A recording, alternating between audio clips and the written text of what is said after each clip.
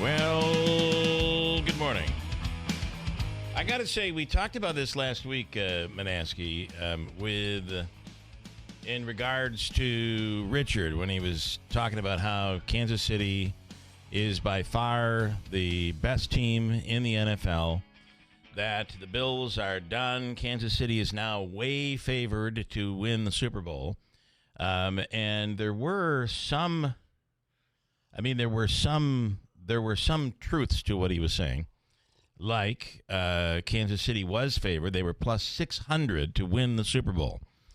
And then, of course, comes last night, and the Bills once again have defeated the Kansas City Chiefs during the regular season, right? That's an important footnote. We are winless against Kansas City in the playoffs. However, now Kansas City and Buffalo are tied at the top of the NFL to win the Super Bowl. Both are plus 600. My point last week was, depending on what happens this weekend, they're just going to change the numbers around, and week by week, those numbers change. Yeah. That was just my point. And now they've changed. But still, I don't know about Kansas City at this point. They're now 5-4. I think they're at fourth place in their division. The Raiders, I think, are terrible. Raiders, don't forget the Raiders are in that division. That is true, but you also have the Broncos. They're playing very, very well. You know who else is playing really well is the New England Patriots. They are. That wouldn't be if somebody really wanted to put $100 on the Patriots right now. It's plus 2,500 for the Patriots to win the Super Bowl. I don't know that that's going to happen. I don't think it's going to happen. I certainly hope it doesn't happen. But they're playing pretty well. Yes, they are. I actually do think, though, I don't know, the Chiefs are in a much do I want to say they're in a better position? I think they're a much better team than their record shows. I do, too, especially with their start. Nonetheless, what a game that was. And it came right down, as you would expect. It came right down to the end. And the difference here is, you at least in the playoffs, the Bills, Davey, kind of crumble defensively or something crazy happens offensively. They were pretty solid yesterday. Josh Allen was spot on. Yeah, and Joey Bosa. Yeah, the defense was good. Yeah, it was. Except for the one injury there, and Joey Bosa and the boys played really well. Yeah, it was a good boy. Syracuse is it was embarrassing.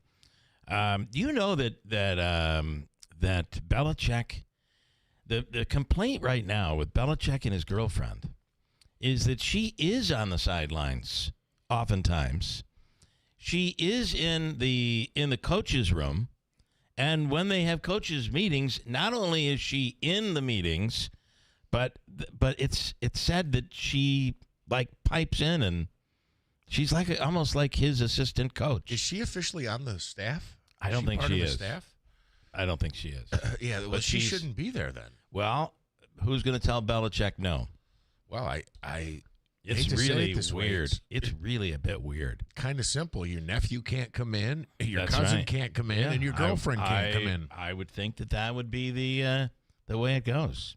But boy, as much of a joke as that program is, Syracuse just was embarrassing. No offense, Davey. No offense whatsoever. No offense is right. And terrible. And as long as we're talking open up a little Monday morning sports. How about the finish of the World Series? Yeah, that was wild on Saturday. I did everything in my power to get my son to watch that, and he just was not interested. And it was the drama of the game-tying home run from the 9-hitter in the 9th inning. Wow. That was a stunner right there. Yeah. The double play that got the Blue Jays, they got the Dodgers off the hook, I think in the 9th or the 10th. Now, no, I didn't see the Rojas is the one that tied it up. I did not see the 9-hitter. I didn't see the game. The end. They don't do the ghost runner in the World Series, right? No. Thank God. So, but the Dodgers kept putting pressure on. They kept getting hits. They had first or third, and, and then that final inning, you had a play that you seldom see, and I guess they gave credit to this. The Dodgers made a defensive replacement, and I don't remember the kid's name. A center fielder I've never heard of before. They put him in as a defensive replacement. There was a double that essentially was off the wall, but it actually got wedged in the bottom of the wall. So the guy was a Barger,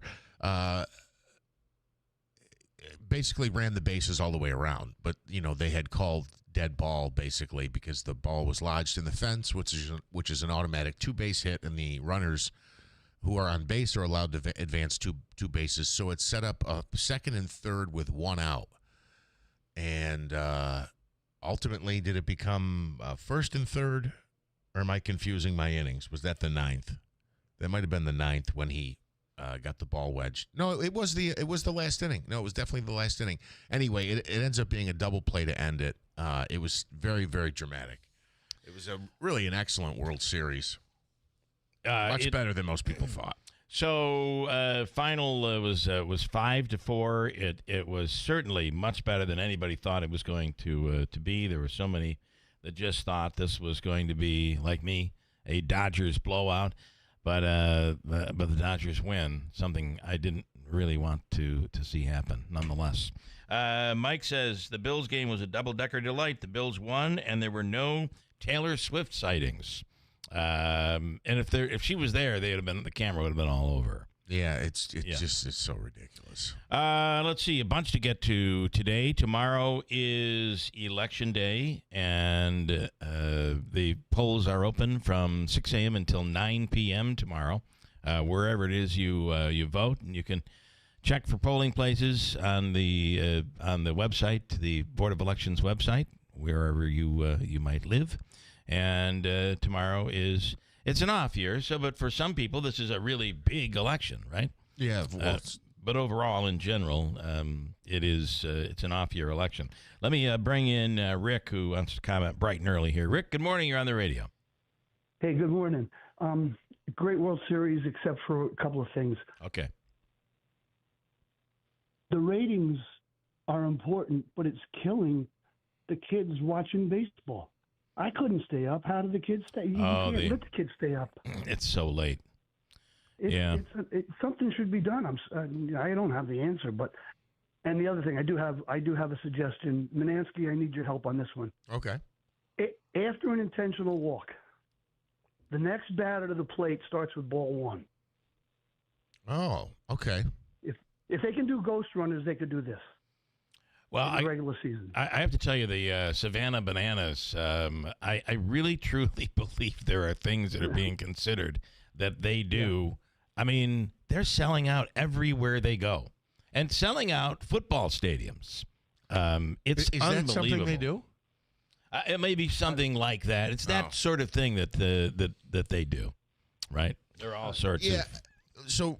I hope none of that happens. I am a traditionalist when it comes to baseball, but it is what it is. I understand, right, that you want to penalize for the sake of, because you're taking the bat out of Shohei Ohtani's hands, and he's the most exciting player in the game. And when you're on the biggest stage like that, why do you not want to focus on your best players? Or whomever. It hasn't have to be the best player. It's just they'll even do it to set up a double play, right? They'll put a poor hitter on first base to set up a double play. So the penalty would be the next batter up, he start with ball one. Now if the pitcher throws him a ball, now it's 2-0 already. That's a big deal. That's a big difference. Yeah, it's an interesting I thought. like the fact, though, that you can strategically put somebody on first base to set up a double play. I think that's a big part of the game. I would hate to lose that. And the other part is that Bill, don't give him a free pass. Then pitch him 4 balls. Right. Like we used to do. Right. Then you have then shit happens, excuse me. Oh yeah, we can't say that word. Not in America. All right, Rick. So I get it. And at some point it does seem that young people are losing the desire to watch baseball. I mean, do have to say shame, this, though. So. There was the extra inning game, obviously, that went till 3 a.m., and who stayed up to watch that on the East Coast? I know I didn't. I don't think anybody here in this building did, and I don't know, Rick, if you did. But I do have to say, though, part of the problem is because they put the games in prime time, right? And baseball is like the only sport out there that's not timed, so it's more prone to run to midnight or past midnight. But with the pitching clock, the game is much faster than it was. It is faster, but I mean, it's the same thing with NFL. I remember sitting in junior high school, right? In junior high school class when the Mets in '69 were playing in the World Series with my transistor radio in my ear. Now, that was obviously a day game. I'm in school. Yeah. Well, all the games were day games then. Oh, God. I miss it. Yeah, I know. All right, Rick. Thank you, man. I heard the same thing, but my parents would be like, during the World Series, they could actually, if you did well on a test, you could get down into the auditorium and they'd be playing on TV, little black and white TV. They'd be playing the World Series because they were all day games, but not anymore. It's all about ratings. Everybody wants to put everything in prime time. Yep. All right, Rick. Thank you, man. Thank you. Go vote. Go vote. Goodbye. Go vote. Get out and vote. Ryan Schmelz from Fox News Radio. Ryan, what a finish of the World Series, huh? Quite fascinating. I mean, it's pretty wild because I think maybe the last time it was Albert Pujols who was like the best player in baseball, but was also kind of stacking up the rings and having those big moments in big games, which is what we're kind of seeing with Ohtani right now. Yeah, which is that we've got our biggest player in baseball in the biggest moments, and now he's the World Series champion again. Yeah, again, it is there. And then, of course, once again, as we all predicted, the Bills will beat the Chiefs during the regular season. So that's nice to see. But I mean, look, it's like one of those things. I think I've said it on here before too. When we were talking about, the Ravens playing the Chiefs, the Ravens playing the. I'm like, both teams. Okay, cool. You beat them in the regular season, but neither one of them can talk until they do it in the in the postseason. You got to do it in postseason. Get past that hump. Yep. So when one of them gets past that hump, they can both brag. But right now, Buffalo, despite their wins during the regular season, is winless against the Chiefs, 4-0 or 0-4 in playoffs. So that's a problem. We'll hopefully get past that this year and have the opportunity to do it. Also, last night President Trump was on 60 Minutes, and the president was complaining on Truth Social about the new kickoff rules in the NFL. Very upset about it. It's taken away the excitement of the game, and it doesn't make the game any safer for anybody. He was probably 4 or 5 tweets on that last night. Yeah, which is not really true. We've seen more kickoffs than any point in NFL history, so I don't know where he's getting that from. Yeah, I kind of think it's been a good change for the NFL. Yeah, well, and keep in mind if these NFL kickers, I mean, if they kept the kickoff the exact same way, these NFL kickers would be putting it through the upright every single kickoff. I mean, you got a guy you got a guy who just kicked a 68-yard field goal yesterday. 68 yards, a record in the NFL. Yeah, so just imagine what he's able to do if you put that thing on a tee at the 30-yard line and let him boot it as hard as you can. Give him a 7-yard running start. You will never have anybody running the ball back. Let's just put it that way. Yep, I completely agree. Okay, we are we're 24 hours, now less than 24 hours, just less than 24 hours from Election Day tomorrow. What are we looking at nationally? There are a couple of big ones, including New York City, tomorrow for Election Day. Well, you're going to see Republicans try to paint Zoran Mamdani as the new face of the Democrat Party. I don't think that's going anywhere, especially if he wins tomorrow, which is what he is expected to do. And then after that, I think these gubernatorial elections will probably be the more of the tell of where things stand on a national level when you got 2 moderate Democrats going up against what you probably consider to be 2 moderate Republicans. And, if Democrats lose one of these races, I mean, that could set a big tone for where Republicans are right now because, right now the polling's pretty tight in both states. The Democrat is still the favorite. But, just imagine if Republicans are able to pull off an upset in New Jersey on an off election year. That would be that'd be a pretty rough blow for Democrats to take. Yeah, it would. I completely agree. And any element of hope this week when it comes to possibly finding enough Democrats to reopen the government? I think we'll have to wait and see. we're at a breaking point. I mean, with SNAP benefits drying up and some other things like that, people are really starting to get into crunch time with this. And we thought we were at a breaking point last week. Leader Thune said he would let Democrats sit with this. You have Josh Gottheimer, a Democrat from New Jersey, speak of the devil, who said last week that he felt that the offer Leader Thune had made to Republicans was a fair offer. Yeah. Or that Leader Thune made to Democrats on allowing a vote on the Affordable Care Act tax subsidies. So we certainly do have some moments of breaking here that could lead to something. All right, we'll see where all of it goes. Ryan, we appreciate it again. Thank you, and have a great rest of the day. Hey, you too, buddy. Thank you. Right, Ryan Schmelz from Fox News Radio. One option is, I guess, all those individuals, what is it? Is it 43 million? 43 million people across the country who rely on those benefits. We can just move them all to New York City, and Mom Donnie Boy will take care of them, right? He may very well, yeah. Everybody gets taken care of. We'll see. All right. Today we will announce something really cool, I feel. We will be announcing a date for Jimmy Fallon. And the location. I'll do that just right around the time we do our free money question of the day this morning. And we do not have a ticket date available yet when you can buy your tickets, but I do have the date, so you can save the date, mark it down on your calendar, so you're available for Jimmy Fallon back in the area. That's awesome. Pretty excited about that. And as we mentioned, it is Election Day tomorrow. We'll talk a little bit about that this morning. Mike Gentile is in Mike Gentle. Everybody pronounces his name differently. We'll let him clarify that again today. He is on the radio, wants to respond to Joe Rakowski's interview from last Thursday, where Joe ripped on the chairman of the Republican Party in Oneida County, Mr. Rozier. And Mike is going to respond to that. Also, Deerfield Councilman Dan, is it Fusco? Is that how he pronounces it?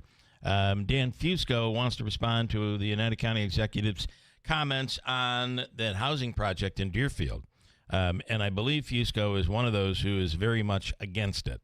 Yes. We'll speak with him. Also, Bob Bauer and Jack Goldsmith, the power, responsibility, and limitations of the presidency. It's two sides, a Republican and a Democrat, both talking on this, and it's part of Hamilton College's. What do they call their program, Davey? Common Roots series. It's tonight. It's a great program that they do. Oftentimes, you'll get some really key figures facing off, almost it's almost like a debate as they go back and forth and give their perspective. This will be very interesting. We'll have both of them this morning. Didn't you attend one with Susan Rice and Condoleezza? I did. Condoleezza Rice and Susan Rice. Yeah. Interestingly, Condoleezza was Susan Rice's teacher when she went to college. She was a professor, and it was really interesting to see two completely different views on world policy getting along and talking back and forth. It can't happen. It's shocking. But where they did not agree was on the issue of the nuclear agreement that Obama had put together with Iran. They vehemently disagreed on that. But what a great series it is, and we'll speak with Goldsmith and Bauer later on this morning at about 8:40. And I found these at Stewart's, and you can get them at various places. Wrap City, W-R-A-P, Wrap City Potato Chip Company. I think it's from New England is where they're located. We did a story about it. We talked about it the other day, and all of a sudden I came in today, and there's a whole box of Wrap City potato chips that were sent to us. So you get to sample them. Did you? To me, they taste like a homemade potato chip. In fact, there are only 3 ingredients. I think it's in this one, salt. It's salty. These are salty sweet, handcrafted kettle potato chips. Did I? Deja vu. Did you do a segment on this before? We talked about it. Yeah. But I didn't have. You didn't bring them in though. Did I bring him in? No, I didn't bring him in. I don't think I brought him. Somebody else loves these chips. They I think love they're them. the greatest thing in the world. I do, and they sent me a box. So we'll share them. You can take some home with you. Maybe you want to stop into the studio and say, I'd like to try those potato chips, or go over to Stewart's and buy them. Yeah, I've heard about these. They're very a big good. hit. And one of the keys, 3 ingredients. That is very simple. It's very, very all simple. pronounceable. All pronounceable, like potato. Salt. Yeah. Stand by. It's 6:41. Manaski does an update coming up at WIBX. Good morning, Bill. This news update is brought to you by the new destination Kia of Utica on Commercial Drive in Yorkville. As I mentioned earlier this morning, early voting came to an end over the weekend. Election Day is held tomorrow, and you can check your Board of Elections for your polling location and hours of operation. Those relying on SNAP benefits may be getting some relief soon, but timing is still uncertain. Treasury Secretary Scott Bessent says some food assistance payments could start as soon as Wednesday after the program ran out of money on November 1st due to the ongoing government shutdown. 2 federal judges have ordered the Trump administration to make partial payments using discretionary funds, but Bessent says the president wants guidance from the courts on the legal way to release that money. Several key races across the country to be decided tomorrow. In New York City, Democrat frontrunner Zoran Mamdani looks to win the mayor's office from former Governor Andrew Cuomo, running as an independent, along with Republican Curtis Sliwa. President Obama is not endorsing Mamdani, even after the two spoke for half an hour on the phone over the weekend. The former president praised Mamdani's grassroots rise and offered to be a sounding board, but stopped short of backing him publicly. In Virginia and New Jersey, voters will choose new governors. In California, voters will decide on Governor Gavin Newsom's plan to redraw congressional district maps. A former Minneapolis police officer convicted in the George Floyd case is getting out of prison today. Tu Tao has served 5.5 years. Tao was the officer who held back bystanders as Floyd was pinned to the ground. The prosecutors said he was indifferent to Floyd's medical needs. Tao's release means Derek Chauvin will now be the only one of the 4 police officers involved who is still behind bars. The Supreme Court set to hear arguments Wednesday on the legality of President Trump's tariff plan. The case centers on Trump's using a law meant for emergencies that would impose tariffs without congressional approval. Oral arguments were fast-tracked, and the tariffs will remain in place until the court decides. And Los Angeles gearing up today to celebrate the Dodgers' back-to-back World Series championships. Fans will hit the streets in downtown for a victory parade at 11 a.m., followed by a rally at Dodger Stadium. The team clinched the World Series title Saturday night with a Game 7 victory on the road over the Toronto Blue Jays. 5-4 was the final. WIBX 950 AM 92.3 FM news time 6:44. A chilly start, Bill. Frost on the window, or do you get to park in the garage? For reasons, we're doing some construction work, so it was outdoors for the first time and frozen over. Yeah, cloudy and 38. Some frost on the windshield. Here's your forecast from the Weather Channel. Kicking off our new week with a shower chance coming in here as we push on through the daytime hours today. Probably stay dry for the commute this morning. Some scattered showers later. Breezy 60. Tonight, a few showers around upper 30s. Maybe a little wet snow in the Adirondacks. Tuesday, slight chance of showers early, then sunshine 53. Wednesday afternoon, another round of showers coming in 55. From the Weather Channel, I'm meteorologist Ray Staging, WIBX 950 AM and 92.3 FM. Cloudy and 38, 6:45. By the way, these are the ones they sent us. Rhapsody, salty and sweet potato chips. I think I did bring them in because I remember you crunching them. They're very crunchy. I'm a loud eater. You were crunching them into the microphone. Andrew Derminio knows. I did do the crunch with the Andrew would say that when you would actually there were others that were worse than anyone, but he would say when you would choose something, he would have to leave the room. Yes. Yes. Apparently he's a silent eater. I don't know. This you'll be pretty noisy with. The crunch I did on the air was that. By the way, ingredients: russet potatoes, canola oil, sea salt, sugar, and garlic. That's it. Nothing crazy. What was it? I keep wanting to say apple pie. The tomato pie. There was a tomato pie that came in. That was the crunchiness. Yeah, maybe that's what. You can keep those over there. I'm trying not to. Davey, you're going to want some. Aren't they crunchy? And is it almost like a barbecue? Is it almost like a barbecue flavor? No, it is a sweet tang. It's the sweetness. Yeah, interesting. Not a barbecue, though. More like I can't think of what it is. Go ahead. Well, it's salt, garlic, and sweet is what they're claiming. It's WRAP, W-R-A-P City. It's so good. Addictive. You just can't have one. I love them. Tanya Powers with Fox News Radio. Tanya, good morning. Nothing like your first cup of coffee and potato chips first thing in the morning. What? Yeah. I have to know what made that kind of crunch because I need this in my life. It's called a Manaski. It is. It is. Okay, you got to write this down. It is out of. Okay. Hold on, they've been making these, and actually, I think it was a sandwich company, not a sandwich company, but a sandwich restaurant in Derry, New Hampshire. Sandwich. That started making potato chips, and people were like, "You got to bag these potato chips up and sell them."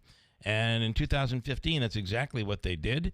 And they now produce, and I think you can get them in New York City, to be honest. WRAP City, W-R-A-P City. If you look up online, it'll tell you where they're sold. WRAP City Potato Chip Company.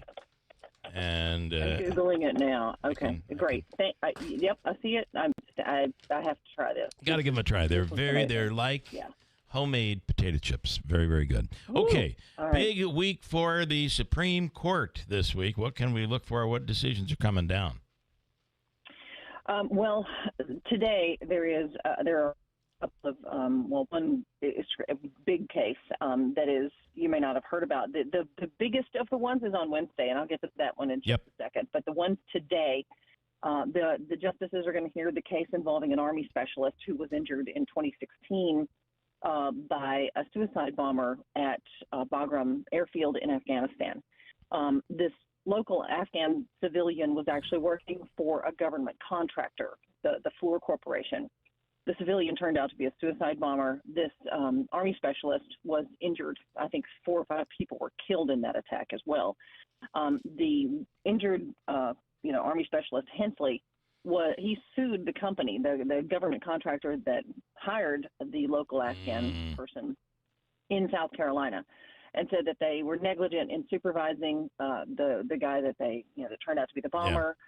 There was also a breach of contract with the U.S. government. The lower courts actually ruled in favor of the government contractor and said that Hensley couldn't sue the company for its supervision of the Afghan employee. They apparently had allowed him to roam around the base at night, things like that. So that's why it's been elevated to the Supreme Court, and they're going to be hearing what they'll be grappling with is whether military contractors can be held liable in tort suits. And that is like a lawsuit that seeks damages for harm caused by someone else's wrongful actions or negligence.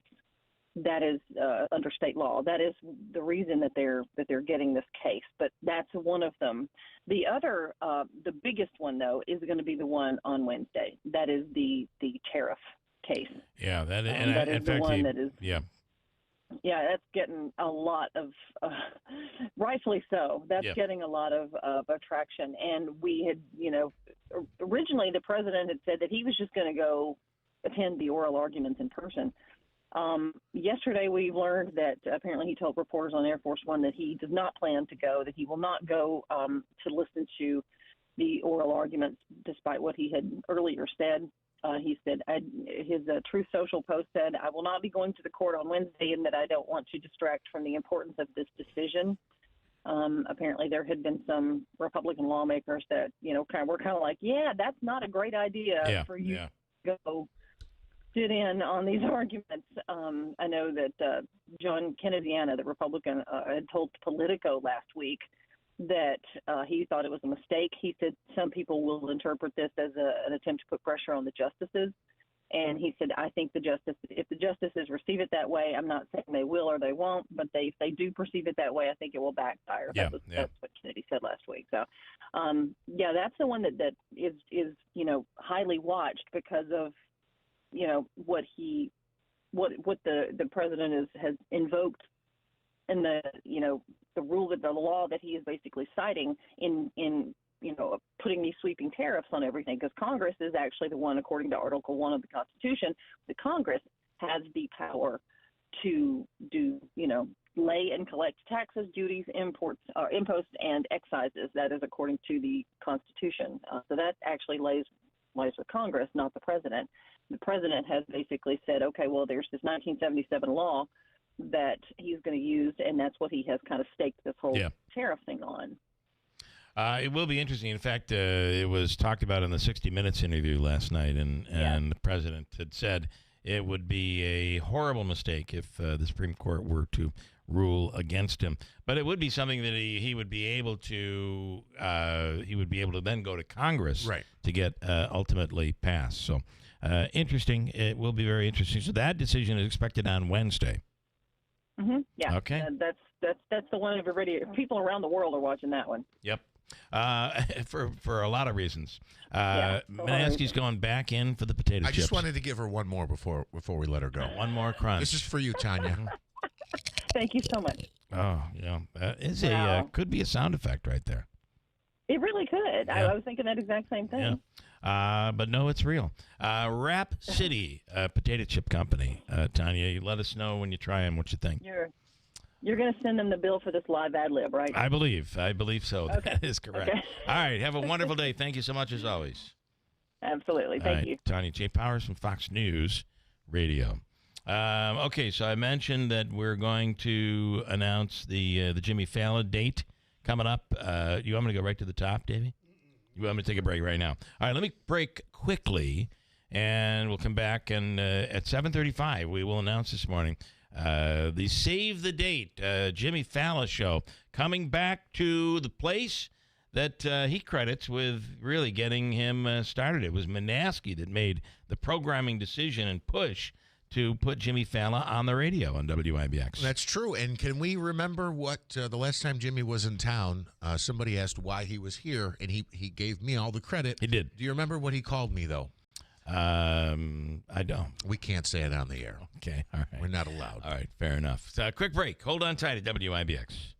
Americans everywhere are on edge. The government shutdown has dragged on, and every day that passes, the markets grow more uncertain. When anxiety grips Wall Street, the first thing that takes the hit is your retirement savings, your IRA, your 401k. Everything you've worked for can suffer a loss of value virtually overnight. And now, with the Fed rate cut, precious metals are poised for dramatic gains in the coming weeks. That's why so many Americans are calling Advantage Gold at 800-741-GOLD to learn how to roll over a portion of their retirement funds into physical gold and silver. When paper assets crumble under government dysfunction and global tension, precious metals stand firm. Don't wait for the next market shock to erase what you've saved. Call Advantage Gold at 800-741-GOLD. Get your free gold kit now. It'll show you exactly how to secure your IRA or 401k with tangible assets. Call 800-741-4653 now. Consult your financial advisor before investing. Call 800-741-GOLD.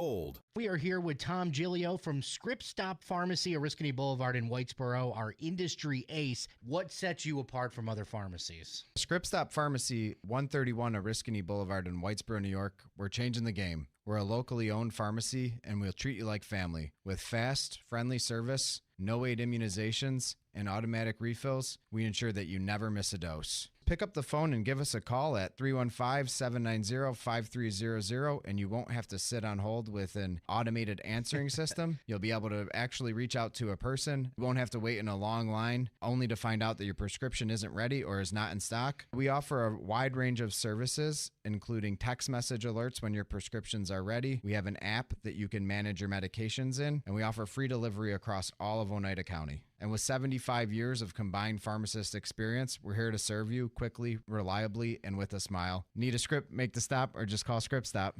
The City of Utica's controller's race is one of the most important in recent years. It requires a person with the qualifications and proven hands-on financial experience needed to be our city's chief financial officer. That person is hands down Mike Sermonaro. Mike is a proven leader spanning almost 40 years of experience throughout city government and is known for his toughness, fairness, and his extraordinary work ethic. Vote for Mike Sermonaro for Utica City Controller, a proven and very capable leader. Paid for by Mike Sermonaro for Controller. Whatever you need to haul, landscaping tools, heavy construction gear, or even livestock, Clinton Tractor has the trailer for the job. Choose steel, aluminum, or galvanized frames from 500 pounds to 55 tons with trusted names like B-Wise, Eager Beaver, and EB. For trailers, parts, and service you can count on, visit the Caledona family at Clinton Tractor. We are the leader in service, Clinton Tractor. ClintonTractor.net. This message is paid for by friends of Michael Gentile. Hi, I'm Michael Gentile, your Oneida County legislator for Utica's 23rd District. I've always believed in hard work, honesty, and giving back to the community that raised me. I focused on improving public safety, supporting families, and investing in projects that strengthen our neighborhoods and improve quality of life across the 23rd District and all of Oneida County. This election, I respectfully ask for your vote so we can keep our community moving forward. I'm Michael Gentile, and I'm proud to serve you. They say you can't wear white after Labor Day. Tell that to Mother Nature. Snow doesn't check the calendar, and winter always shows up early in New York. That's why the smart move is to get ready now at the Winter Readiness event from Standard Heating, Cooling, and Insulating. Right now, you can get 18 months of interest-free financing with no down payment. Plus, enjoy fast scheduling and trusted service from the team that's been keeping you comfortable for decades. Don't get caught in the cold. Raise your standards and call Standard today, or visit standardco.com to lock in your savings. Celebrating 100 years. This is Keeler. WIBX 950 and 92.3 FM. Now back to the Keeler Show. Hey, listen, you can wrap up the year with extra cheer and savings at GPO Federal Credit Union.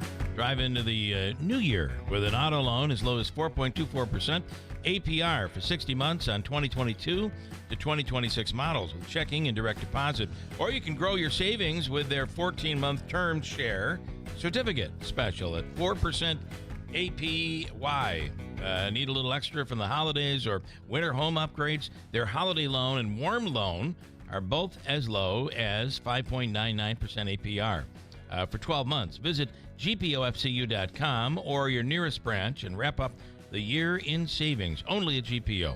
Your journey, their commitment. GPO Federal Credit Union, committed to excellence. Membership eligibility required. NCUA insured. Rates based on credit restrictions. And the offer ends December 31. I'm already talking about New Year's Eve. Can you believe it? Jeez, I know. Already talking. I saw a Christmas display in a store I stopped in yesterday. It was a Coca-Cola, yeah, they're all out now. Coca-Cola Christmas display with Santa Claus chugging the... Listen, next hour we're going to get in. Apparently, last week there was a video out from Katie Aiello claiming that Chris Stever guy who's running around town saying he's going to bring in immigrants to a certain doctor's house that's a slum, whatever. She claimed that he was hitting on her and trying to take her out. He now has responded. We'll get response to the response. From the Stanley Theater Studio, WIBX Utica, Rome. WIBX 950 and 92.3 FM. Celebrating 100 years.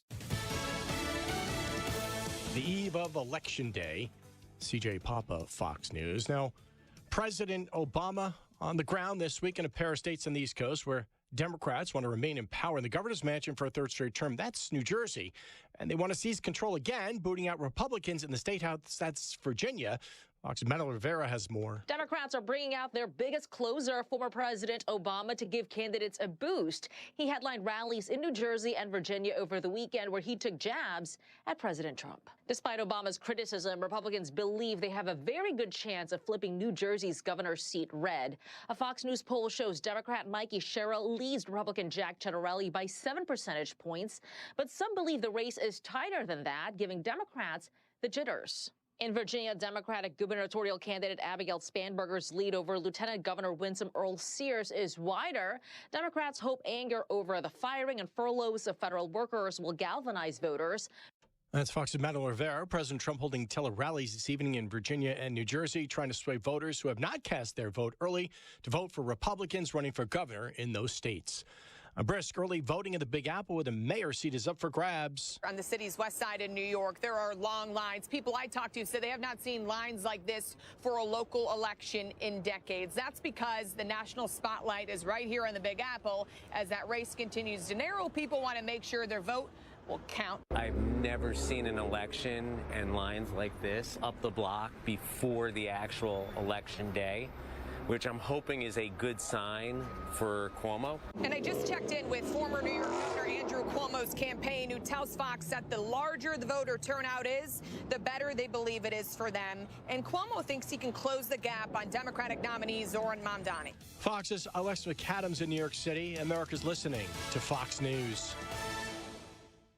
We all know the importance of good daily habits, whether it's getting your steps in, stretching those limbs, or eating right. Doing it on the regular is key. That's why if you're dealing with everyday aches and pain, it's time to bring Relief Factor into your routine. Relief Factor is a daily supplement that fights pain naturally. Developed by doctors, Relief Factor uses a special formula of 4 natural ingredients. Relief Factor doesn't just mask pain, it helps reduce or even eliminate it. In fact, the longer you take it, the more effective it is. So call 1-800-4-RELIEF and try their 3-week quick start for only $19.95. That's less than $1 a day. Simply call 1-800-4-RELIEF. That's 1-800-4-RELIEF. Wherever you're having pain, don't let it keep you from living the life you want. Make Relief Factor part of your daily routine. Go to ReliefFactor.com or call 1-800-4-RELIEF. That's 1-800-4-RELIEF. A government shutdown now at 34 days. That's one shy of the record of 35 set during the first term for President Trump.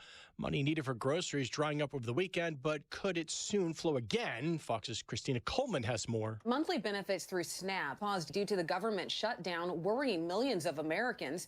People in cities across the country have been waiting in long lines for groceries and free meals at food banks to make sure they can still put food on the table. On Friday, 2 federal judges ruled the Trump administration must find a way to continue to pay for SNAP using emergency reserve funds. President Donald Trump says he has instructed executive branch lawyers to ask the court to clarify how the federal government can legally fund SNAP as soon as possible. And the president blaming Democrats for lapping funding, saying he does not want Americans to go hungry.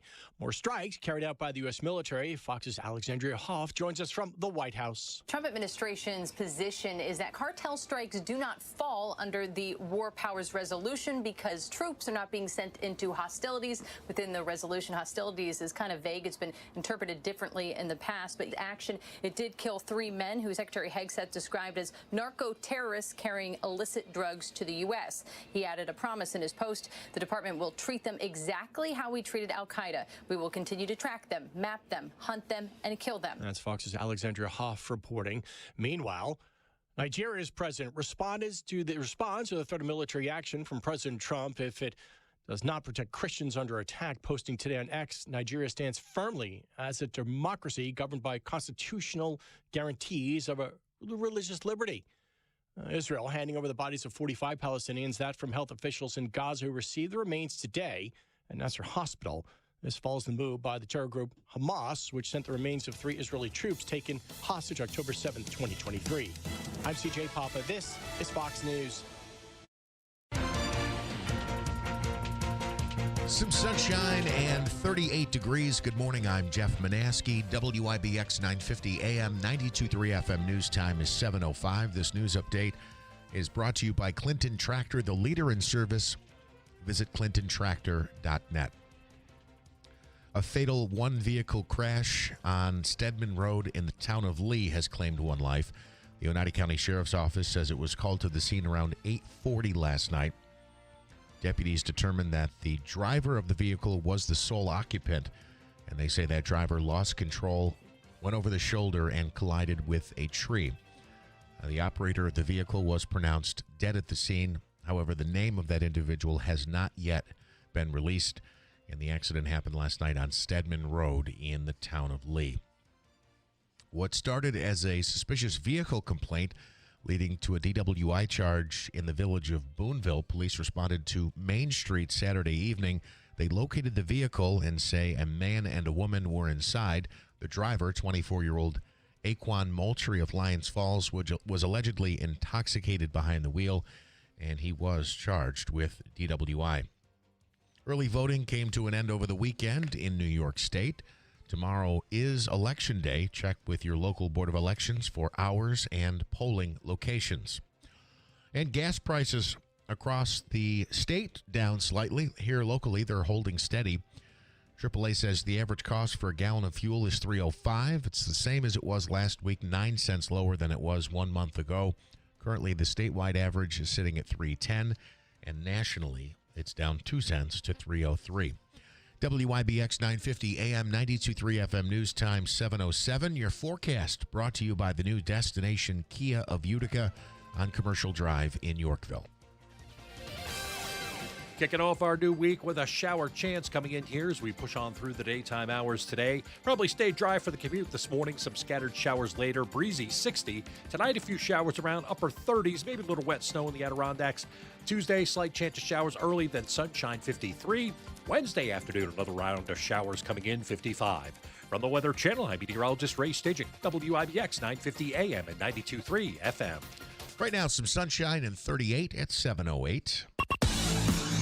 In sports, a big showdown in Buffalo goes the Bills' way. 28-21 was the final as the Buffalo Bills take on their arch nemesis, the Kansas City Chiefs.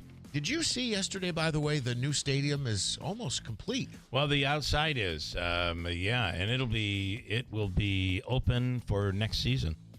Man, you can say, I guess, well, it's nice that they've got the facade up, so it looks like it's ready to go. But I think there's still a lot of work. But they can do it.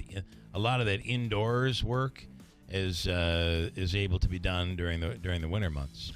They had at least one side of seating done. I did see that. They have like an interesting red and blue where it looks like someone splashed a wall with paint. That's the color scheme to it. Oh, that's cool. You'll have two blue seats and a red seat and then a splash on one seat. I don't know if you have seen the numbers on what it costs for tickets next year, but it is outrageous.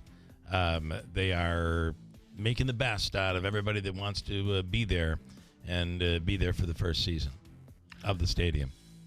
One thing I did notice, they almost seem to have a lid. It's not a retractable roof, is it? It's not. It is, but every seat is actually covered.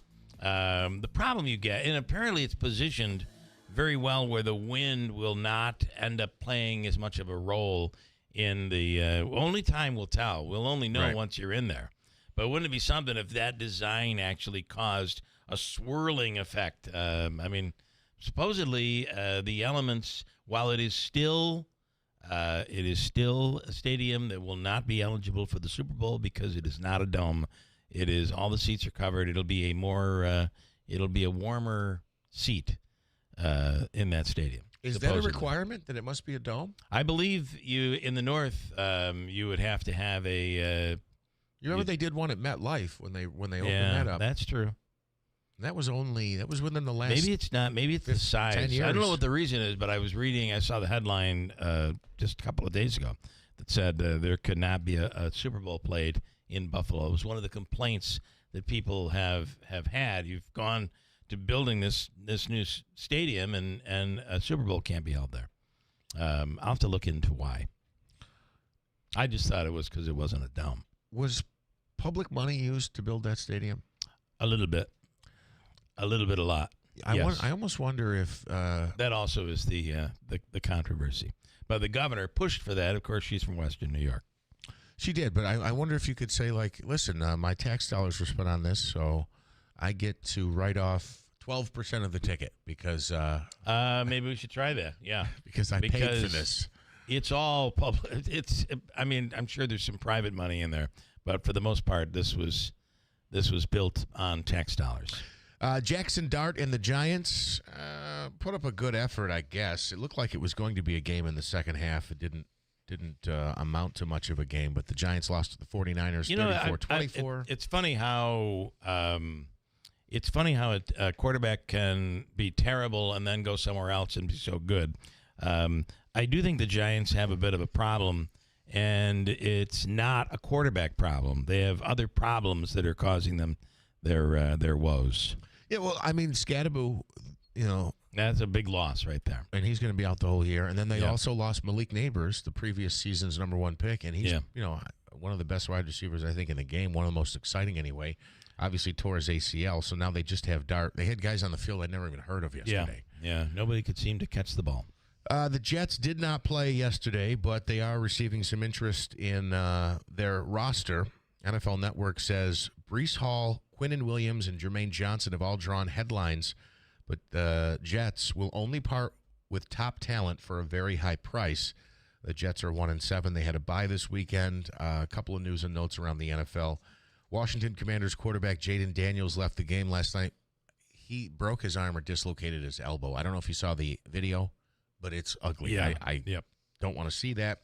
Locally, the Utica University Pioneers start the season 0-2. A couple of losses to Adrian over the weekend. Adrian coming in top 10 in the country. The Pioneers were number 2. I expect the polls will change that pretty soon, the rankings. And the Utica Comets picked up their first victory of the season. Our man, Uncle Smitty, was it the Saturday? Saturday's game. Yeah, they won 3-1 over Wilkes-Barre Scranton. So and they lost Friday 4-0 to Syracuse on the road in Syracuse. Just a quick note. Colgate football team has a better record than Syracuse does. Wow. Colgate's 4-5 right now. I don't think it's apples and oranges though, right? Just saying. They're different. They're playing and tonight kick tips off the beginning of Syracuse basketball. Syracuse, with the loss of their quarterback, has just plummeted to just a horrible team. And now this quarterback, I think, is in for the rest of the season, right? I don't know. Oh my God, what a mess! They might start the Landry kid this week, and if they have a tough game this week, I think they're going to. They have a tough schedule from here on out. They're going to get killed, I think, this week. They play Miami, then they play Notre Dame, then they have a bye, and then the week after Thanksgiving they close out with Boston College. So they could get 4 wins. Unless they can ride out and win all 3 of these games to become bowl eligible, they're going to have to pull a miracle out of it. Never going to happen. And I'm the ultimate of optimists. Ain't going to happen. Not even Bill is betting on that one. He doesn't care what the odds are. And then one more. You look at if I were to bet on this, it pays $100. It paid $2,000. There's a reason. There's a reason for that. Police, I forgot all about this. Of course, we don't have kids anymore, so we're not paying as much of attention. I will tell you, Friday night was trick-or-treating night. It was miserable out. The wind was blowing everything. We fly an American flag on the front of our house, and I took it down because I was fearing that some little trick-or-treater was going to come up. The flag was going to be blown from the side of the house and impale a kid because it was windy. Yeah. So we were not home, and actually we went to the new Valley View, and it was if you got to go to this place. The food was so good, and it is beautiful. You would not even recognize it. It is completely overhauled. A lot of private money went into this. And I'll tell you something, that Sal is someone who, if you've seen his place on the lake, this is even more spectacular. It's unbelievable. We loved it.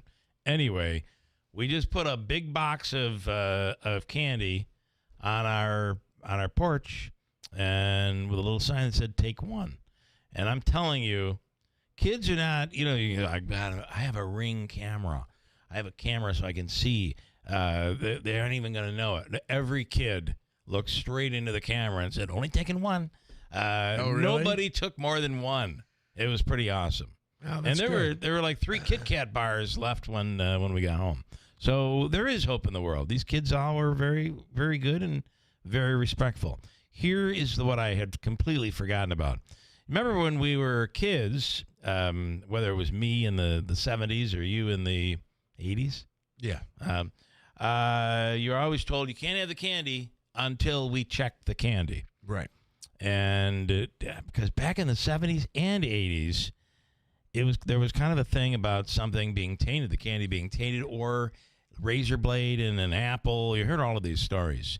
In Scotia, out near Albany, police there are investigating an isolated report of a needle found in a candy bar. Somebody apparently put a small sewing needle into a kid's candy bar and handed it out for Halloween. Now, they don't know who did it as of yet, but the investigation is continuing. It's possible some parent could have done it, like they could have done and then reported it for attention. But it's also possible somebody did it and handed it out. What kind of a deviant scumbag are you?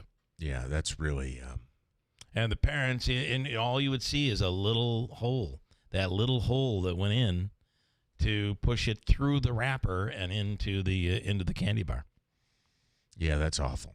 Authorities say there's no evidence of a wider threat. However, they are investigating this case. Scotia is about 16 miles outside Albany, if you're not familiar. You know, I know politicians are always looking for new laws to write, but what would somebody be charged with? Here's what I'm getting at. It seems to me there's not. I don't know what charge you'd come up with for this. I think it'd be an attempted assault, or depending on in some cases there's been candy that's been handed out that was tainted with some sort of a, I don't know, the fear was chemical or right. And if somebody, you could say it was attempted poisoning, which sounds to have more teeth in it than attempted needle, assault. Right. I don't know what it would be.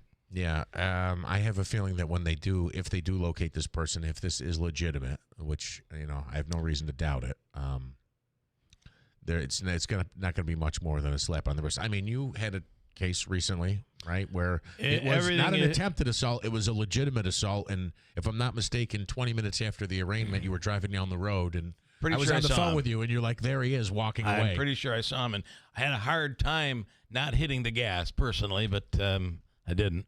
Nonetheless, let me break, and we'll come back. Mike Gentile is on talking about Joe Rakowski's interview here on the radio last week. You can see that up on our website at WIBX950.com. And Joe, very critical of the Oneida County Republican Committee and specifically the chairman, Ken Roger. We'll talk about it coming up at WIBX. Journey through a classic story of small wonders and big dreams. Not a second can we spare, 'cause it all comes down to Christmas. As one of America's favorite Yuletide movies comes to life. Ralphie, his family, and best pals, live on stage. We triple dog dare you to miss the smash hit A Christmas Story, the musical. Live on stage November 11th and 12th at the Stanley Theater. Visit BroadwayUtica.org today to get your tickets. Brought to you by Tallman's Tire and Auto Repair. Located in Utica, Yorkville, Rome, and Herkimer. And online at tallmanstire.com. Hey everyone, it's Lisa from Fit Body Boot Camp in Whitesboro and Clinton. Life can be tough, full of judgment and negativity. But for 30 minutes a day, you can forget all that and focus on yourself. Just like one of our members, Irene, who mentions that everyone's cheering for each other, pushing through the sweat, the tough moments, and even the stuff that feels a little sucky. Irene also mentions finding the strength, the confidence, and a real fitness family here is outstanding. Come join us, embrace the challenge, and find your fitness home at Fit Body Boot Camp in Whitesboro and Clinton, where real support meets real results. Some firsts you'd like to leave in the rearview mirror. Other firsts are life-changing.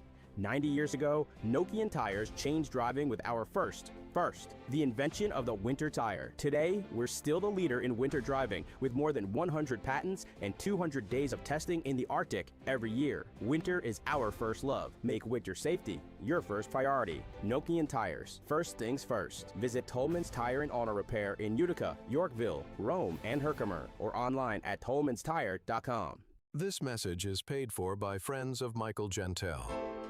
Hi, I'm Michael Gentile, your Oneida County legislator for Utica's 23rd District. I've always believed in hard work, honesty, and giving back to the community that raised me. I focused on improving public safety, supporting families, and investing in projects that strengthen our neighborhoods and improve quality of life across the 23rd District and all of Oneida County. This election, I respectfully ask for your vote so we can keep our community moving forward. I'm Michael Gentile, and I'm proud to serve you. Guys, if you want the greatest night of your life, I mean your best night ever, then you gotta hear this. There's a new ED pill out, and it's from the makers of Viagra. It's their first new ED pill in over 20 years. This new super pill is called Viagra AGV, and it's unbelievable. It works super fast in only 11 minutes and lasts up to 14 hours, thanks to its new vasodynamic delivery system. Plus, it's FDA approved and safe. There has never been any ED pill like it. It's unreal what it does to you. In testing, Viagra AGV crushed every other ED pill. It destroyed them all. And now, 9 out of 10 urologists are recommending Viagra AGV over any other ED pill. Every man alive needs to try this new Viagra AGV super pill at least once. Then you'll know why men are going crazy over it. So if you want to have the most incredible night of your life, you can't miss this. Go to scoreblue.com and try it while supplies last. That's scoreblue.com. BME Company Business Machines and Equipment has been delivering office solutions for businesses in upstate New York for over 30 years. Their success comes from finding the right document management strategies and software solutions for streamlining workflows. Simply put, BME provides fast, reliable service at the best value to keep your business running smoothly. Through BME's strategic partnership with Hummel's Office Plus, they distribute supplies for just about every machine in your office at a great price. BME welcomes the opportunity to serve your business, selling, leasing, and service in Canon and Kyocera devices, as well as FP mailing solutions. An important part of BME's culture is supporting the communities they're fortunate to work in, and BME recognizes that support is one reason for their success. The future of business in BME's area is encouraging, and the company is grateful to be a part of that growth. Call BME Company at 315-574-8200 or visit BMEcompany.com. BME Company Office Solutions. Made simple. Hey, Central New York, this is Will Kane of The Will Kane Show, and you can now hear my show every weekday at WIBX. I do things a little differently when I'm behind the microphone because I turn it over to the listeners to learn and really dig into the issues that impact everyday Americans. The Will Kane Show lets you keep ahead of the headlines and understand what's really going on in the world with in-depth discussions from leading experts and the brightest minds. From politics to sports, nothing is off topic. Listen to The Will Kane Show weekdays at 6, only on WIBX 950 AM and 92.3 FM.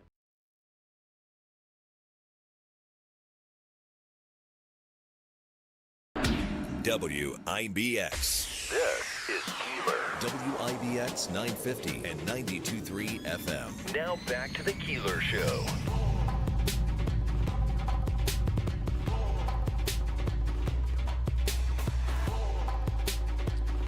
Good morning. In studio right now is Mike Gentile.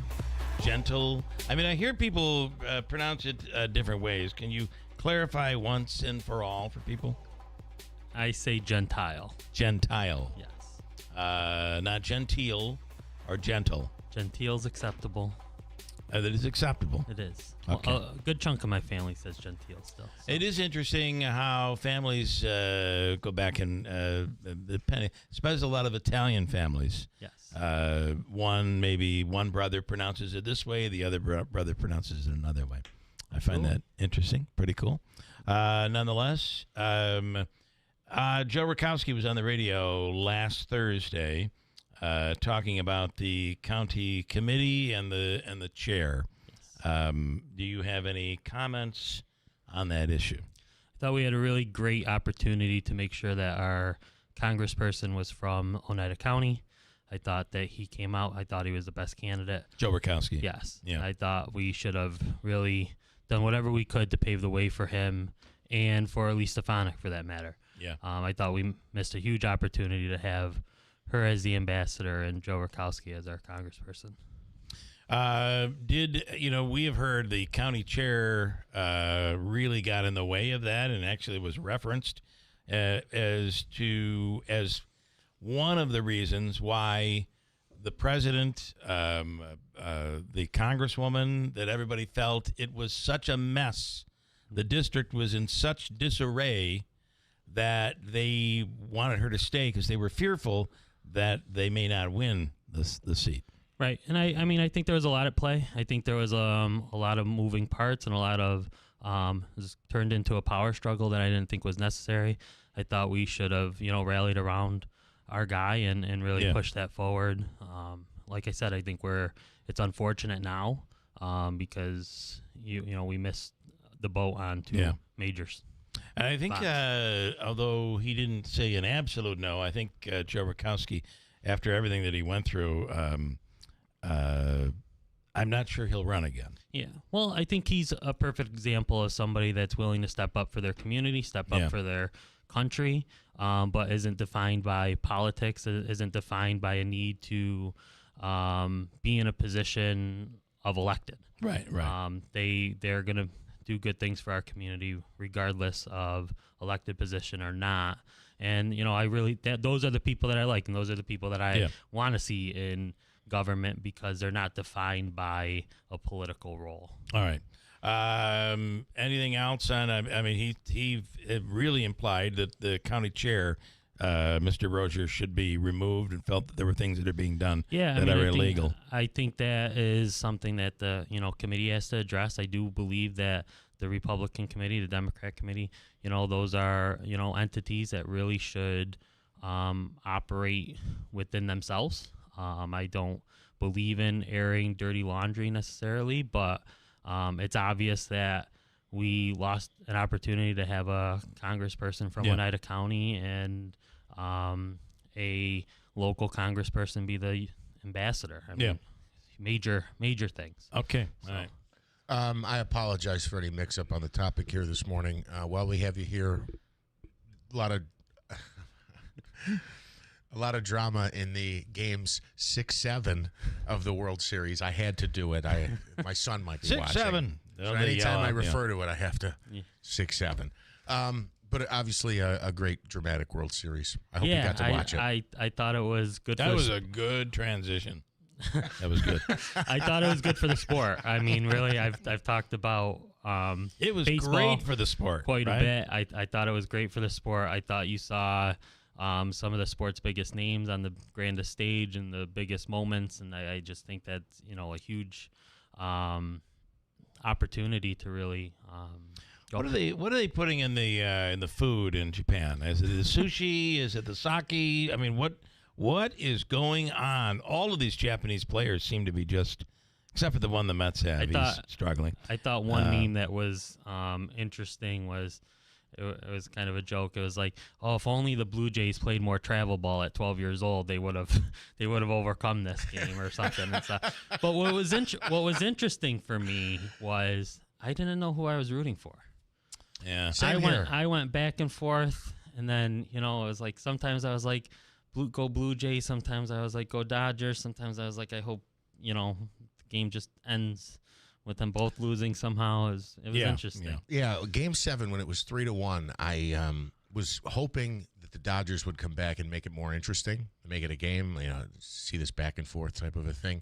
And then as soon as they tied the game, I went, uh-oh, you could just feel the momentum shift. Yeah. And then when they took the lead, I was really rooting for the Blue Jays. How about that? The ball gets lodged in the bottom there. I don't know that impacted the game. I saw some Blue Jays fans were upset about that call, but I think that was the correct call. Right call, yeah. Yeah, so, I mean, whatever, it happens, but, that's the most you can hope for is an exciting... secondary lead off of third base to get that play at home. I mean, there's just so many little things that, make that a was huge game, difference. 170 for the Blue Jays, or 171, I forget exactly, 170 for the Dodgers. Yeah. But a lot of games. Yes. And it's a long season. It is. But what a finale for the game of baseball. It was really something. Okay, you're running for re-election. Yeah, 23rd District, Oneida County Legislator. I just mentioned talking about Joe Rakowski, the fact that, he's not defined by an elected position. He's going to get up and do good for the community regardless. And that's kind of what I do. I wear many hats, but every hat is to do one thing, and that's make my community stronger and better. And, that's my motivation, and that's what brings me to the table. So I would appreciate another term. I would, just finishing up my first term, I would appreciate a second one. So 230 early voters already, which is a pretty cool number. And hopefully we have a big election day, and I can get everybody's support again. All right. Tomorrow, of course, is no voting today. Early voting ended yesterday. We all get a break. And then tomorrow, 6 a.m. until 9 p.m. Voting, depending on where you're located. That's where you'll vote. Yeah. All right. Absolutely. Mike, gentle. Thank you. Yes, thank you. Everything but gentle. No gentle. I can be gentle. You can be gentle. I can be but that gentle. isn't the, He doesn't care how you pronounce it. He just wants you to fill in the bubble. Just fill in the GENTILE yes, part. That's it. Okay. Perfect. All right. Good stuff, Mike. Thank you. Thank you. And quick break at 7:31. I'm going to ask you to update the news. We'll do Hobica's free money question of the day, which today, Davey, is worth a whopping, what are you going with to start the week off here? $100. $150. Is that what you said, or what did you say? $150? $150. Your chance from Hobica and WIBX is coming up. We'll also announce the save the date for the Jimmy Fallon Show. He is coming back, and we'll give you that information coming up here in just a little bit, right after the free money question. And then I want to get into the latest drama. This is almost like a Real Housewives of Utica type, although they're not housewives.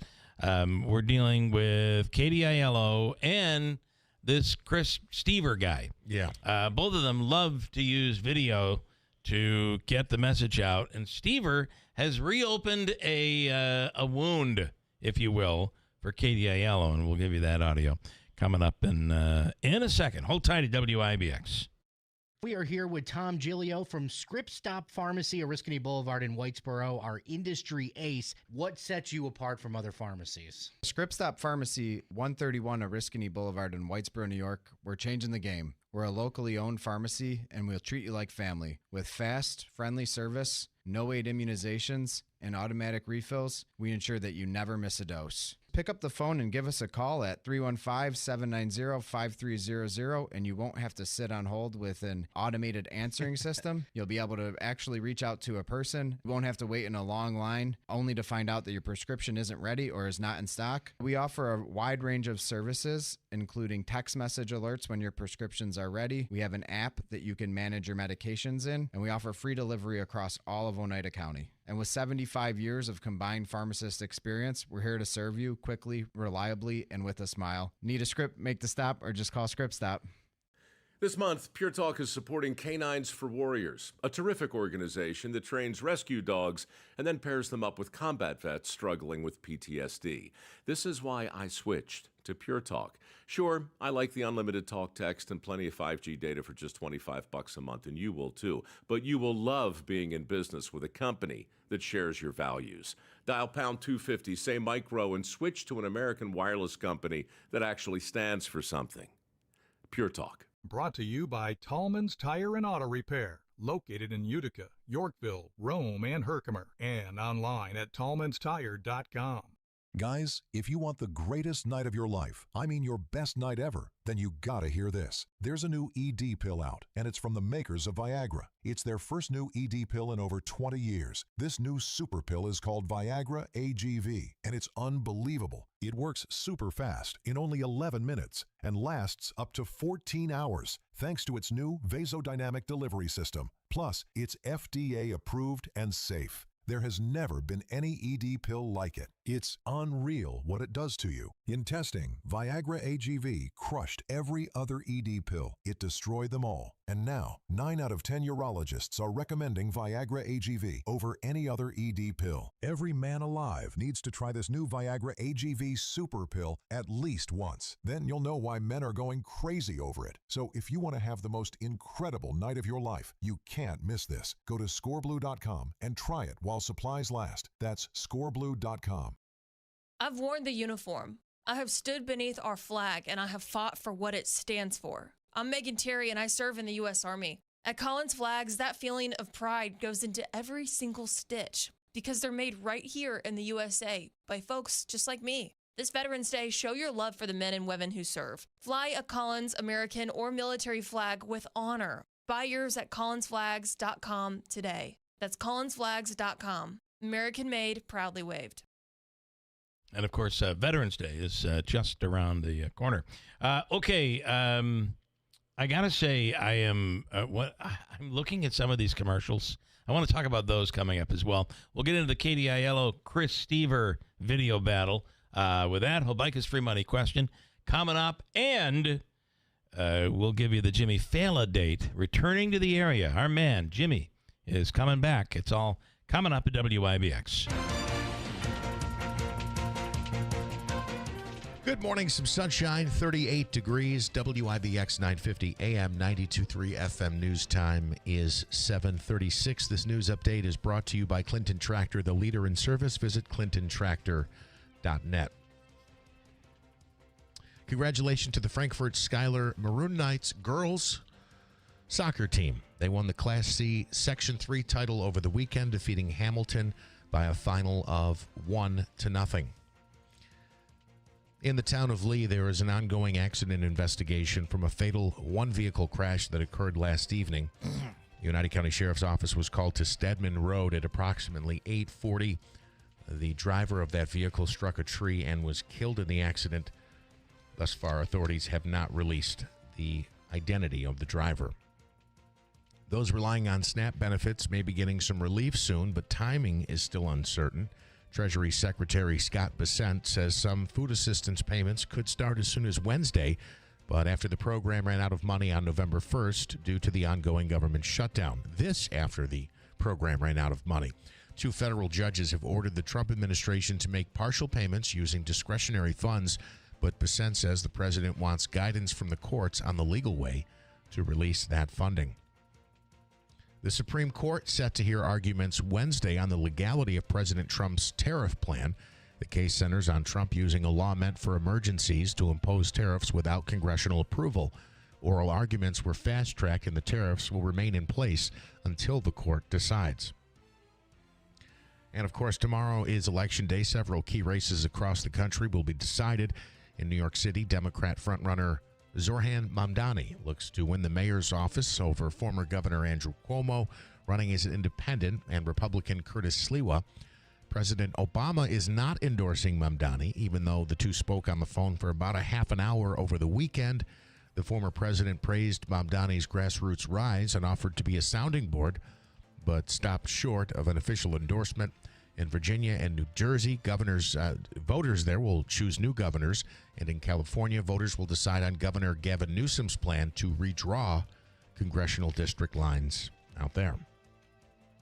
We have sunshine, 38 degrees. WIBX 950 AM, 92.3 FM news time is 7:38.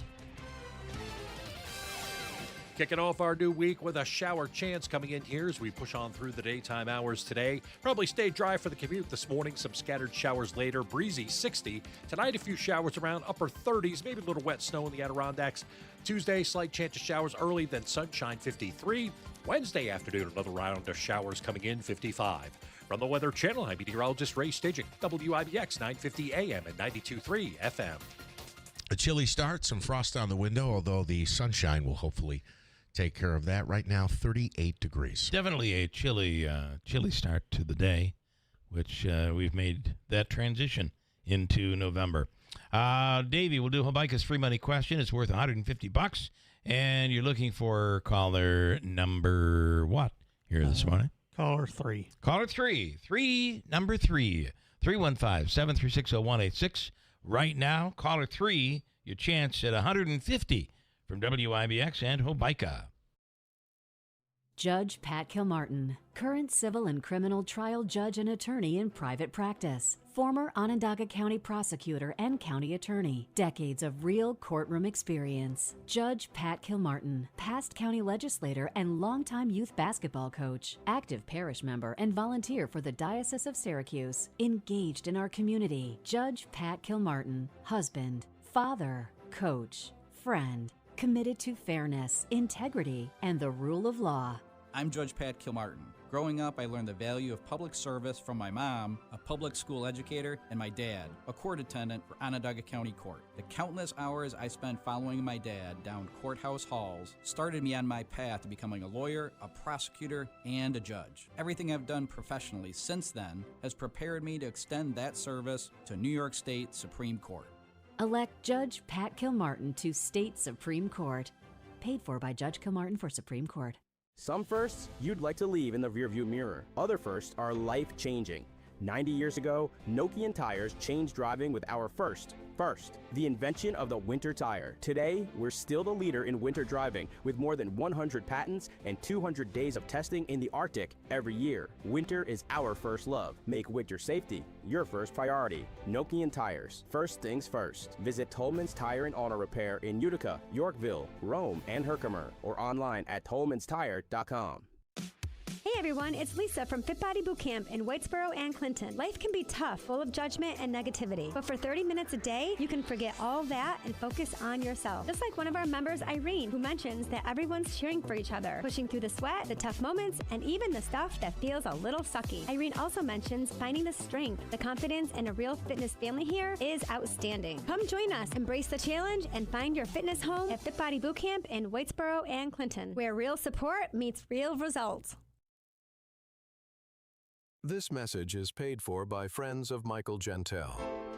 Hi, I'm Michael Gentile, your Oneida County legislator for Utica's 23rd District. I've always believed in hard work, honesty, and giving back to the community that raised me. I focused on improving public safety, supporting families, and investing in projects that strengthen our neighborhoods and improve quality of life across the 23rd District and all of Oneida County. This election, I respectfully ask for your vote so we can keep our community moving forward. I'm Michael Gentile, and I'm proud to serve you. We ask a lot of our liver, so give it the support it deserves with an easy daily detox from Active Liver. Made with natural ingredients like turmeric, milk thistle, and globe artichoke, Active Liver helps cleanse and protect your liver, so you feel less bloated and more energized. Find Active Liver online at Amazon, Vitacost.com, or iHerb.com. Or pick it up today at CVS, Meijer Grocery, or ShopRite. When your liver is happy, your body is happy. Enjoy life to the fullest with Active Liver. WIBX. This is Keeler. WIBX 950 and 92.3 FM. Now back to the Keeler Show. Hey, Dave. Was Davey I think he was an Eagle Scout. Were you an Eagle Scout? That's a pretty big deal. Yes, I was. I made it 2 days before my 18th birthday. Wow. I sat on impressive. To tell you the truth, I'll tell you a quick story. I sat on the fence for about a month and a half. Was that the last? Was that the last obstacle you had to overcome? Well, I had 2 merit badges that I had to get, and praise the Lord, a good friend of mine's dad, who's not here anymore, says if he can do it, I want you to do it. So he's the one that put the fire to my butt. And you finished your last 2. Last 2. Okay. So you had to sit on a fence for a month and they set it on fire? Yeah. Yeah, because I didn't really want to do it. I was getting bored. I was getting bored. A wooden fence. A wooden fence. I was taking you literally there. I was getting. Smitty is still not picking up on this. What were your 2 last merits that you did? What did you accomplished? You mean merit badges? Yeah. I don't know. I can't remember. You can't remember. Okay. That was 8. I'm 50 years old. That was 42 years ago, you know? I can't remember that fast. You don't look a day over 50. Ugh. Wait a minute. How old are you? I'm 50. He's 50. So it was before your 8th or your 18th? 18. Oh, so it was 18. 32 years ago. Yeah, I can't remember that far back. But I do remember I had to go to my board of review the night before I turned 18 years old because you have to turn it in. So I had my board of review up in Boonville, just on the other side of Ava at I don't know the lady's name, but I don't know if she's still alive. Very nice lady. Right. Well, I may have a free money question that you'll know the answer to, but don't give it up. All right? Don't give away the answer. Bill in Stittville. Good morning, William. Good morning. Good morning. Were you a Boy Scout? Yes. Okay. I think I made it as far as Weblo. You remember Weblos? Weeblo. Weeblo? It's called Weeblo. Weeblo. Yes. Weeblo. Well, now you can see why I didn't get any further than that. All right. Bill. If you're not going to say it right, you're not getting That's the it. badge. You're done. You will not be an Eagle Scout.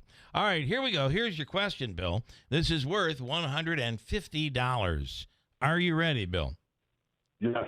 America's longest-running Boy Scout troop is number 1, located in what town? Ready, go. Phoenix, Arizona. Is it in Phoenix, Arizona? It's actually Boy Scout troop number 1 is in Unadilla, New York. No kidding. Yeah, it's the longest running ever in Unadilla. So, all right, Davey, am I giving away this as well? All right, we have a family 4-pack of tickets to the Turning Stones Christmas Craft Show, and it's November 28th, 29th, and November 30th in the Event Center at the Turning Stone Resort and Casino. We'll also give you the all-in-one food and fun card. It is a $25 gift card, good at the Odd, Nexus, even in the gift shop, Cookies, Babes, Taylor and the Cook, Aquavino, and others. So stand by. Davey's going to hook you up, Bill. Thank you. All right. Thanks so much. Stand by. Troop number 1, although I don't believe they were the first ever, they are troop number 1. Okay. I forget what we were 25. I'm pretty sure in Mohawk it was troop number 25. You know they accept girls now. Yes. And the Girl Scouts still exist. Do they It's kind of a accept little boys? battle between. I don't think so. It's kind of an odd battle, and I don't think the Girl Scouts supported the Boy Scouts' decision to accept girls. Oh, because was it a decision they made, or was it a court-imposed decision? No, it was a decision the Boy Scouts made. Okay. Yeah, interesting. Anyway, Unadilla, troop number 1, the longest run. It is the longest-running Boy Scout troop in America. I have to admit, I'm not familiar, certainly not to the level that Davey is with Boy Scouts. I think I went to a couple of events. I remember when I was very young, but I wasn't. It's not something that I struck with. So, I'll say, for lack of a better term, the program, the things they do in the Boy Scouts different than what they do from the Girl Scouts? Is it gender tailored? For instance, do they not do know the camping? answer. I think they do camping. I do think the Girl Scouts do camping. Okay. But I know the Boy Scouts, like, they don't sell cookies. The Boy Scouts do not sell cookies. But do they sell candy bars or popcorn or something? I thought we did chocolate bars at one point. The Boy Scouts' biggest fundraiser is selling popcorn. Popcorn. That's at least when I was in. And why doesn't it get the same attention that the Girl Scout cookie campaign does? Is that actual advertising? Why we hear so much about it? We ought to reach out to the local Boy Scouts. Okay, yeah. Mike, I get a kick out of phonies like Rozier who wrap themselves up with the flag. His group goes against a candidate who is both a veteran and extensive law enforcement. Would love to know the military service record of Rozier and his executive committee. Why does the song Fortunate Son ring in my head, says Mike this morning. A little comment there. And Ann in Rome. There was a person in Whitesboro who wrote a letter to the editor, Rome Sentinel, talked about the Republican committee, see if Jeff can pull that up.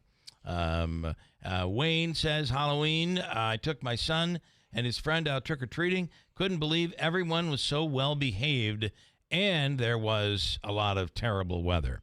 There's no doubt there was a lot of wind and rain, and that wind was just terrific.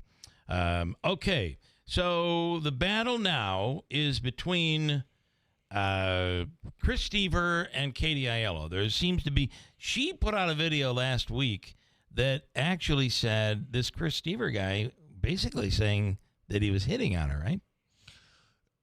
He asked her out on a date. In typical Katie fashion. Yeah. You remember this when we went through the thing with the envelope with the money in it? Yes, the $500. She stopped short. She stopped short of calling it a bribe, but certainly alluded to it. Yes. Okay. In this what case, did he want? He gave me $500 in cash, and I returned it because what would that money be for? $500 as a gift? Wouldn't you expect something in return for the gift? That's what she was claiming.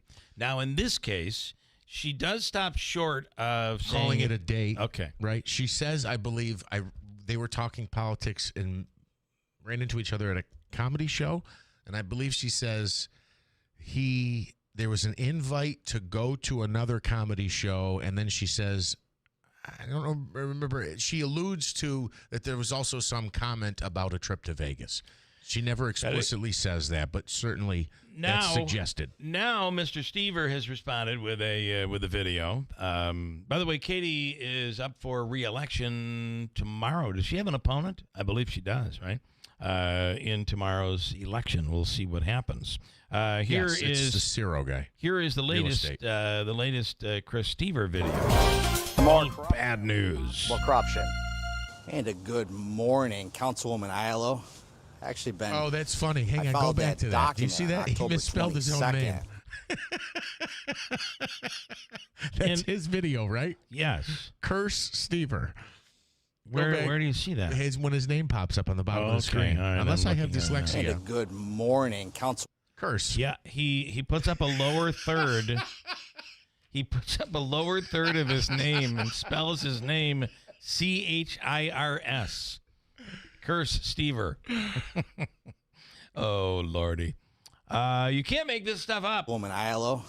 Actually I followed that document on October 22nd. Now, he is apparently doing a video outside of the house is that what that Katie Aiello claims that her residency is located at? That's what I assume. Allowing her to be a she says she's a dual resident. And there's a whole question she's suing the DA's office. Why? What do you mean? Why is she suing the DA? Well, because they investigated her? Because they investigated her, and she said it was a political move to take her out or whatever. Scott McNamara was DA at the time. It had nothing to do with politics. There was a major question. It was brought to the DA's office of whether or not she really lived in Utica and lied under oath and could be a council person. They were just doing their job, I feel. Wouldn't it have been more appropriate because she's a Democrat? She's suing the Herkimer School District. I believe the Board of Education or something there. Now, remember, I believe her kids go to school in Herkimer, but she's a council person in Utica. You have to live in Utica to be a council person. Well, how do her kids go to school there?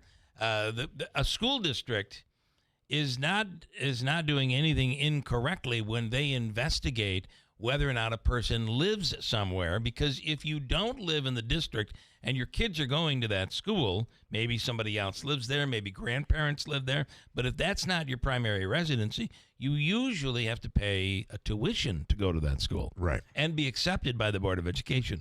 So I'm not sure this lawsuit, I can't imagine, is going anywhere at all. Well, but to the residency issue, I think there's a legitimate question as to whether or not you're required to live in the district, if I'm not mistaken.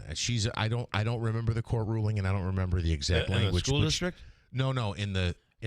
I will tell you what it is. In Utica, it is almost a bit. The language is a bit convoluted. Okay. And a lot of times, what you have is it would be written in the bylaws of the individual city, but New York State may look at it a little differently. Yes. And the issue for her was that the state allows for dual residency. And I believe that's where this all came from. But the city doesn't necessarily. The city, I think the bylaws state that if you have to live in the district that you are running for, or you got to live in the city. Whatever the case might be, she's still a council person, and there's still a legitimate question. Yeah. Nobody has removed her. Now, Chris Stever has apparently gone to the residence, knocked on the door, and asked if Katie actually lives there. And he's claiming that the person who was there, which may be her Katie's ex-husband, I don't know, he's claiming that she does not. That the person said to him, she doesn't live here. And he's reigniting this whole little situation. And interesting fact, I've been stopping, just cruising by, just checking, see if your car's here, morning, night, a couple times in between. I'm going to lunch.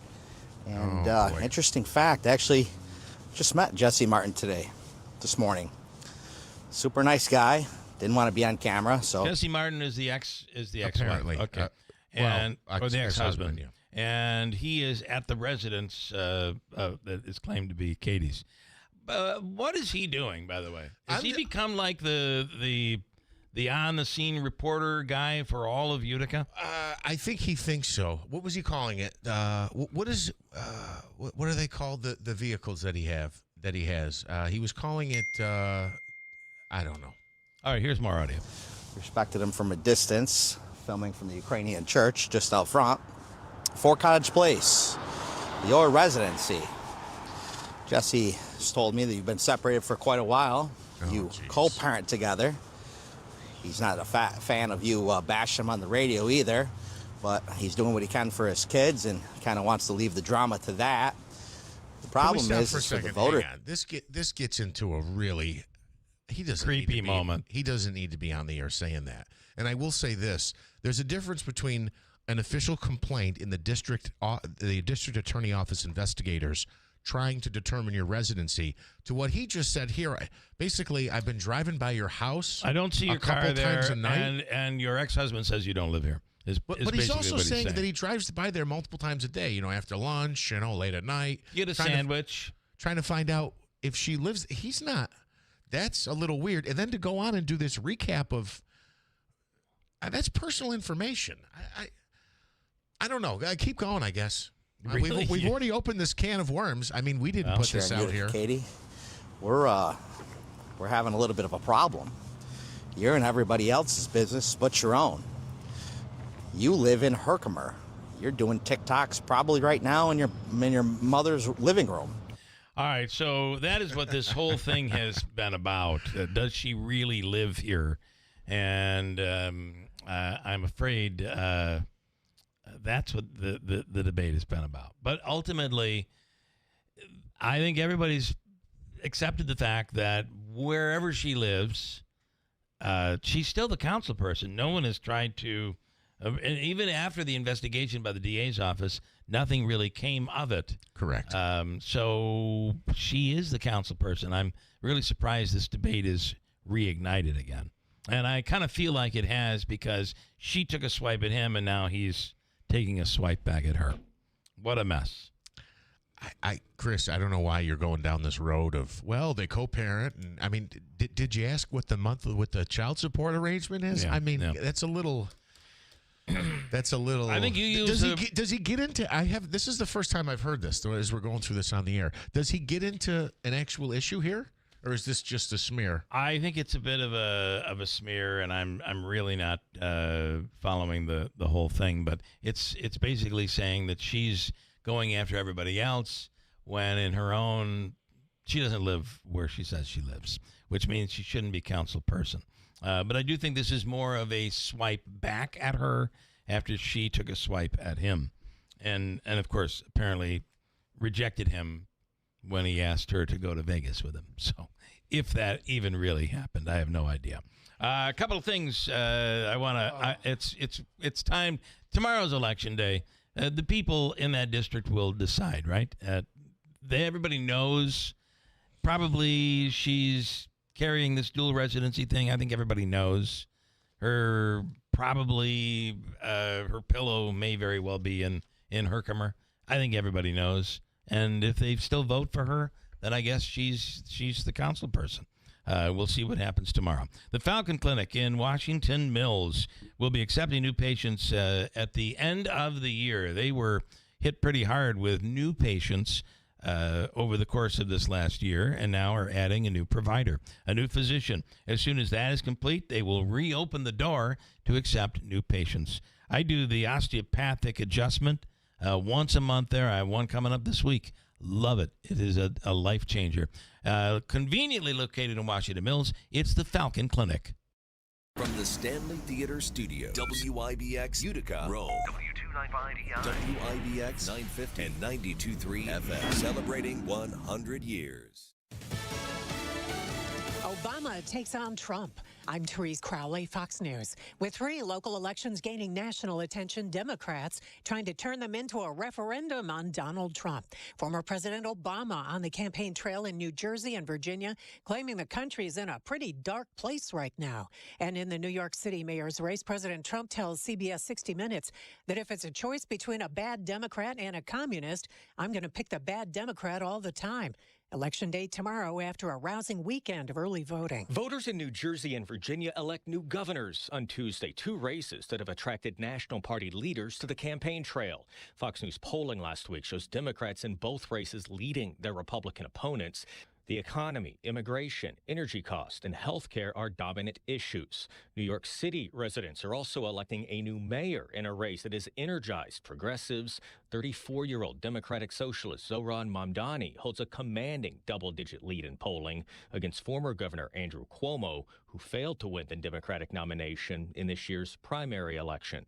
In Washington, Jared Halpern, Fox News. Another weekend U.S. military strike on a narco-terror drug boat. Fox's Alexandria Hoff. Trump administration's position is that cartel strikes do not fall under the War Powers Resolution because troops are not being sent into hostilities. Within the resolution, hostilities is kind of vague. It's been interpreted differently in the past, but action, it did kill 3 men who Secretary Hegseth described as narco-terrorists carrying illicit drugs to the U.S. He added a promise in his post. The department will treat them exactly how we treated al-Qaeda. We will continue to track them, map them, hunt them, and kill them. Another controversial Trump policy hits the Supreme Court this week. The High Court hears oral arguments on whether President Trump had the power to impose sweeping global tariffs. President Trump tells reporters it's also national security. We all know the importance of good daily habits, whether it's getting your steps in, stretching those limbs, or eating right. Doing it on the regular is key. That's why if you're dealing with everyday aches and pain, it's time to bring Relief Factor into your routine. Relief Factor is a daily supplement that fights pain naturally. Developed by doctors, Relief Factor uses a special formula of 4 natural ingredients. Relief Factor doesn't just mask pain, it helps reduce or even eliminate it. In fact, the longer you take it, the more effective it is. So call 1-800-4-RELIEF and try their 3-week quick start for only $19.95. That's less than $1 a day. Simply call 1-800-4-RELIEF. That's 1-800-4-RELIEF. Wherever you're having pain, don't let it keep you from living the life you want. Make Relief Factor part of your daily routine. Go to ReliefFactor.com or call 1-800-4-RELIEF. That's 1-800-4-RELIEF. Day 34 of the government shutdown matches the 35-day record tomorrow. Senators return to work following another 3-day weekend. The floor opens late this afternoon, perhaps giving senators enough time to get through airport flight delays caused by tower staffing shortages in the shutdown.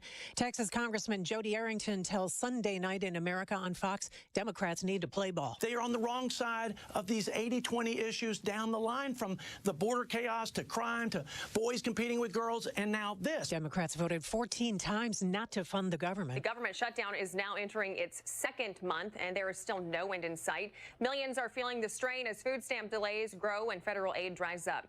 Healthcare premiums are also rising. The main sticking point is over Obamacare subsidies that are set to expire soon.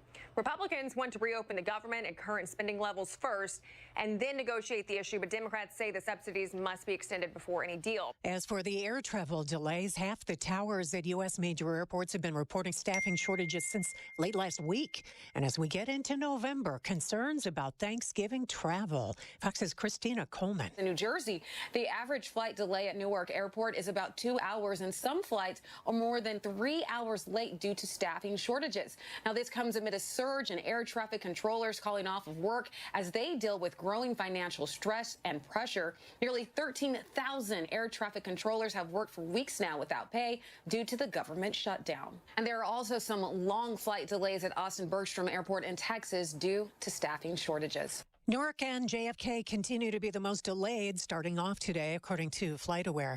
Some Republicans predict Democrats will fold their opposition to opening the government later this week or next after Election Day passes, because the shutdown chaos maybe gives them leverage. I'm Therese Crowley. This is Fox News.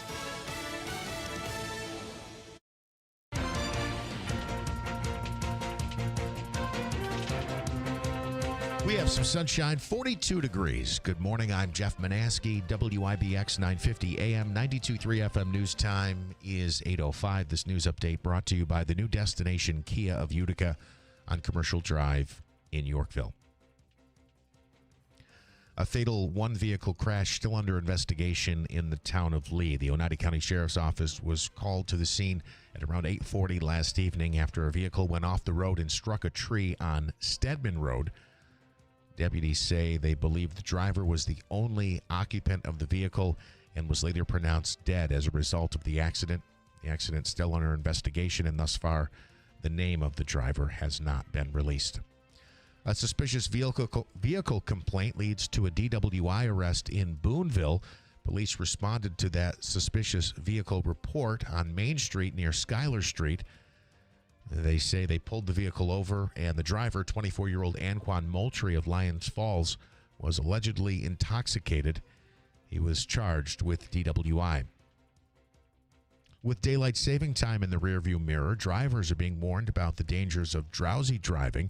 Officials say despite the extra hour gained, it can lead to issues with sleep patterns and make drivers drowsy behind the wheel.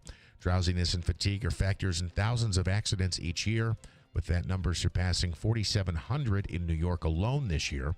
In 2024. So far this year, over 1,900 crashes have listed fatigue or drowsy driving as a cause. I'm waiting for the person to come in and say, I'm sorry I'm late today. I forgot to change my clocks, but you saved an hour. You should have been here an hour earlier. Correct. Yeah. I don't buy any of all of this disruption and clock change accidents and everything. I just don't buy it. Considering it's like, you have a day off from school, people sleep in. They may sleep later. Kids might sleep till noon. The next morning, they got to be up at 7. Shouldn't that create a terrible shock to their system? The same type of shock? I don't get it, but that's interesting. It is what it is, and I know we'll talk more about it tomorrow when we're broadcasting live at Marlog on Election Day with Senator Griffo. And speaking of Election Day, Bill, early voting wrapped up over the weekend. The polls tomorrow open from 6 a.m. until 9 p.m. Check with your local Board of Elections for your polling location. And as you mentioned, we are live on location tomorrow at the Marlog in East Utica from 6 until 9. Should be a great show. Come down and get breakfast and say hello. WIBX 950 AM, 92.3 FM News Time 8:08. Here's your forecast. Kicking off our new week with a shower chance coming in here as we push on through the daytime hours today. Probably stay dry for the commute this morning. Some scattered showers later. Breezy 60. Tonight, a few showers around upper 30s. Maybe a little wet snow in the Adirondacks. Tuesday, slight chance of showers early, then sunshine 53. Wednesday afternoon, another round of showers coming in 55. From the Weather Channel, I'm meteorologist Ray Staging. WIBX 950 AM and 92.3 FM. Some sunshine and 42 degrees at 8:08. All right, in sports, a big win for the Buffalo Bills yesterday. 28-21 over their rival, Pat Mahomes and the Kansas City Chiefs. Nice game for Josh Allen. The Buffalo Bills get another regular season victory, Bill, against the Chiefs.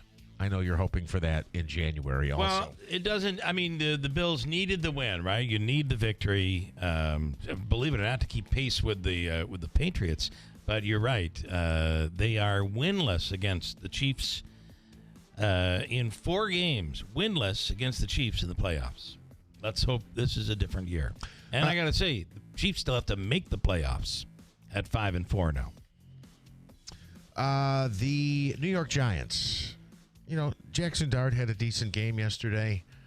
250 yards to go along with 3 touchdowns, but the Giants fell against the 49ers 34-24.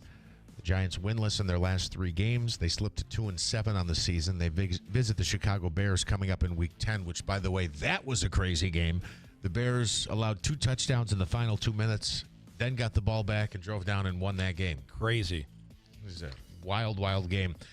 Sunday Night Football last night, a game heard on WIBX, an ugly injury for Commanders quarterback Jaden Daniels. he dislocated his elbow or broke his arm. I guess it's still uncertain at this time. Daniels had thrown for 153 yards and an interception prior to the injury. The Seahawks won big in that game, 38-14 the final. Congratulations to the Frankfurt Schuyler girls soccer team. They won a Class C Section 3 title over the weekend, 1-0 the final as they defeated Hamilton. The Utica Pioneers men's hockey team lost twice to Adrian over the weekend. A couple of tough games. They fell Friday and Saturday, but the Utica Comets picked up their first win of the season, 3-1, as they beat Wilkes-Barre Scranton on Saturday at the Adirondack Bank Center.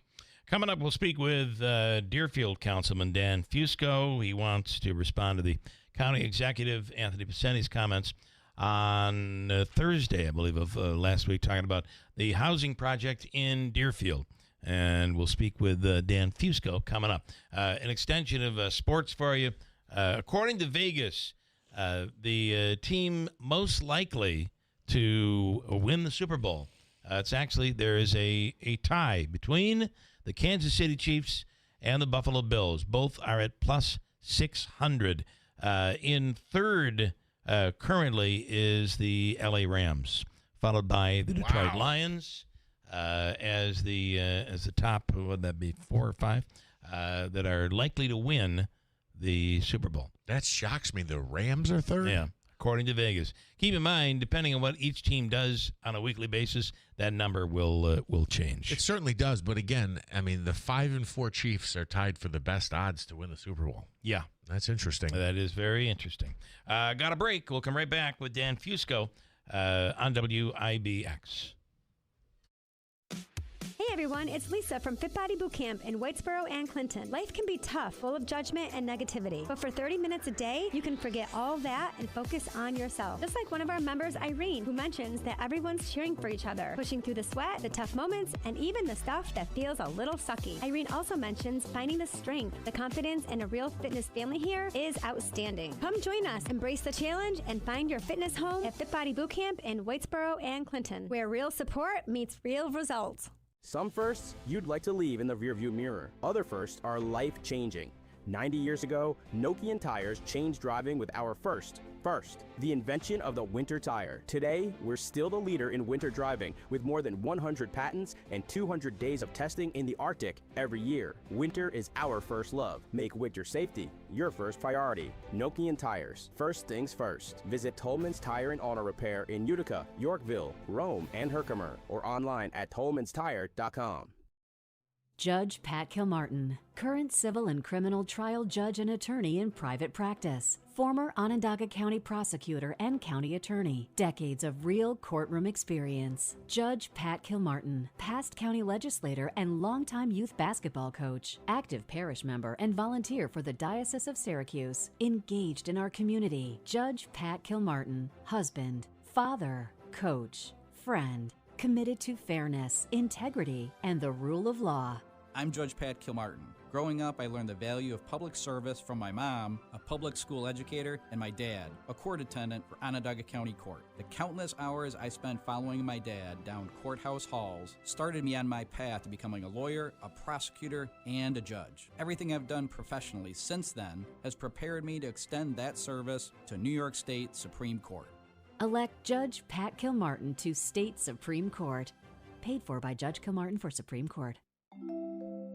Now that we're getting older, we've been putting more thought into maintaining our health. We knew the water we drink every day could be filled with contaminants, so we called Leaf Home Water Solutions. They came to our home and did a free water test and gave us the analysis right away. We were shocked at what we saw. They found heavy metals like iron and copper. Our own tap water was putting our health at risk, but Leaf Home Water Solutions made it easy to get safer water from every tap and hose. A whole home solution. They have more than 250 product combinations and designed a system that fits our needs and budget. The installation took less than a day. With Leaf Home Water Solutions, our water is safer and healthier. When we drink, when we cook, when we shower, even when we garden. We feel better about our health. Thanks to Leaf Home Water Solutions. Schedule your free home water test today at leafhome.com/free and save 15% on all home water treatment systems. That's leafhome.com/free for your free home water test and 15% off. leafhome.com/free.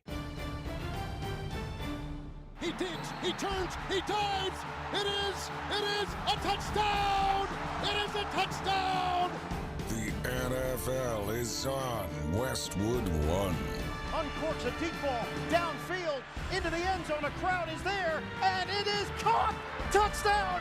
Miraculous. The NFL plays here all season long on WIBX 950 and 92.3 FM. Hey, it's Bath Makeover Month at New York Sash, and now is the time to finally get the bathroom you've been dreaming of. All bath projects are 20% off, and with special financing available, you can upgrade your bathroom like never before.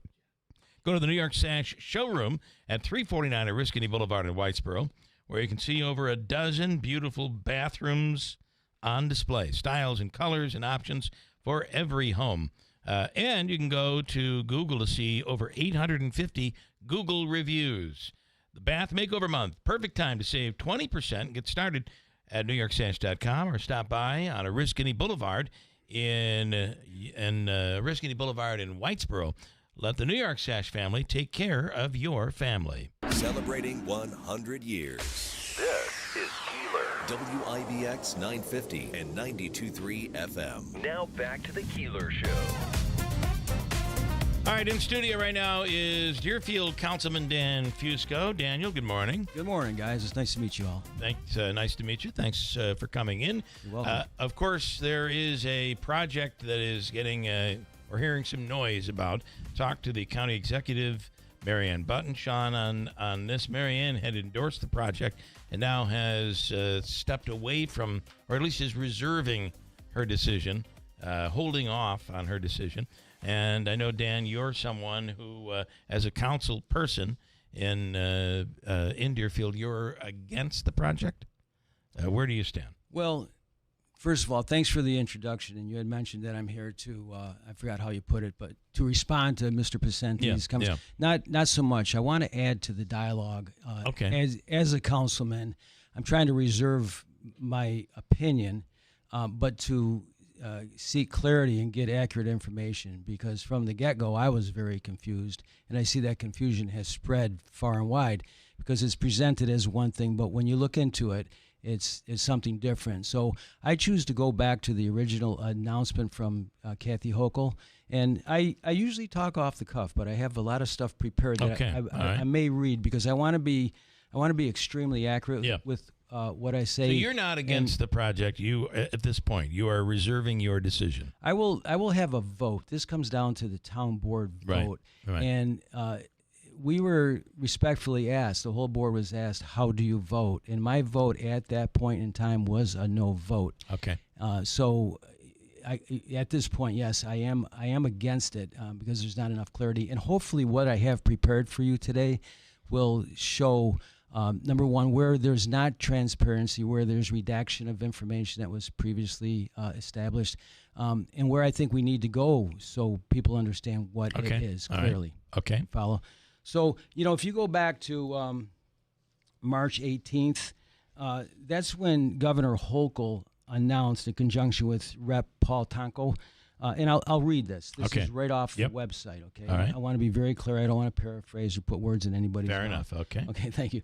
So Governor Hochul and Rep. Paul Tonko announced on March 18th, 2025, more than $270 million has been awarded through the federal low-income housing tax credit and subsidies to create or preserve more than 1,800, three key words, affordable, supportive, and sustainable homes in 28 separate developments across New York State. Of that, Deerfield Apartments is set to get $12.1 million.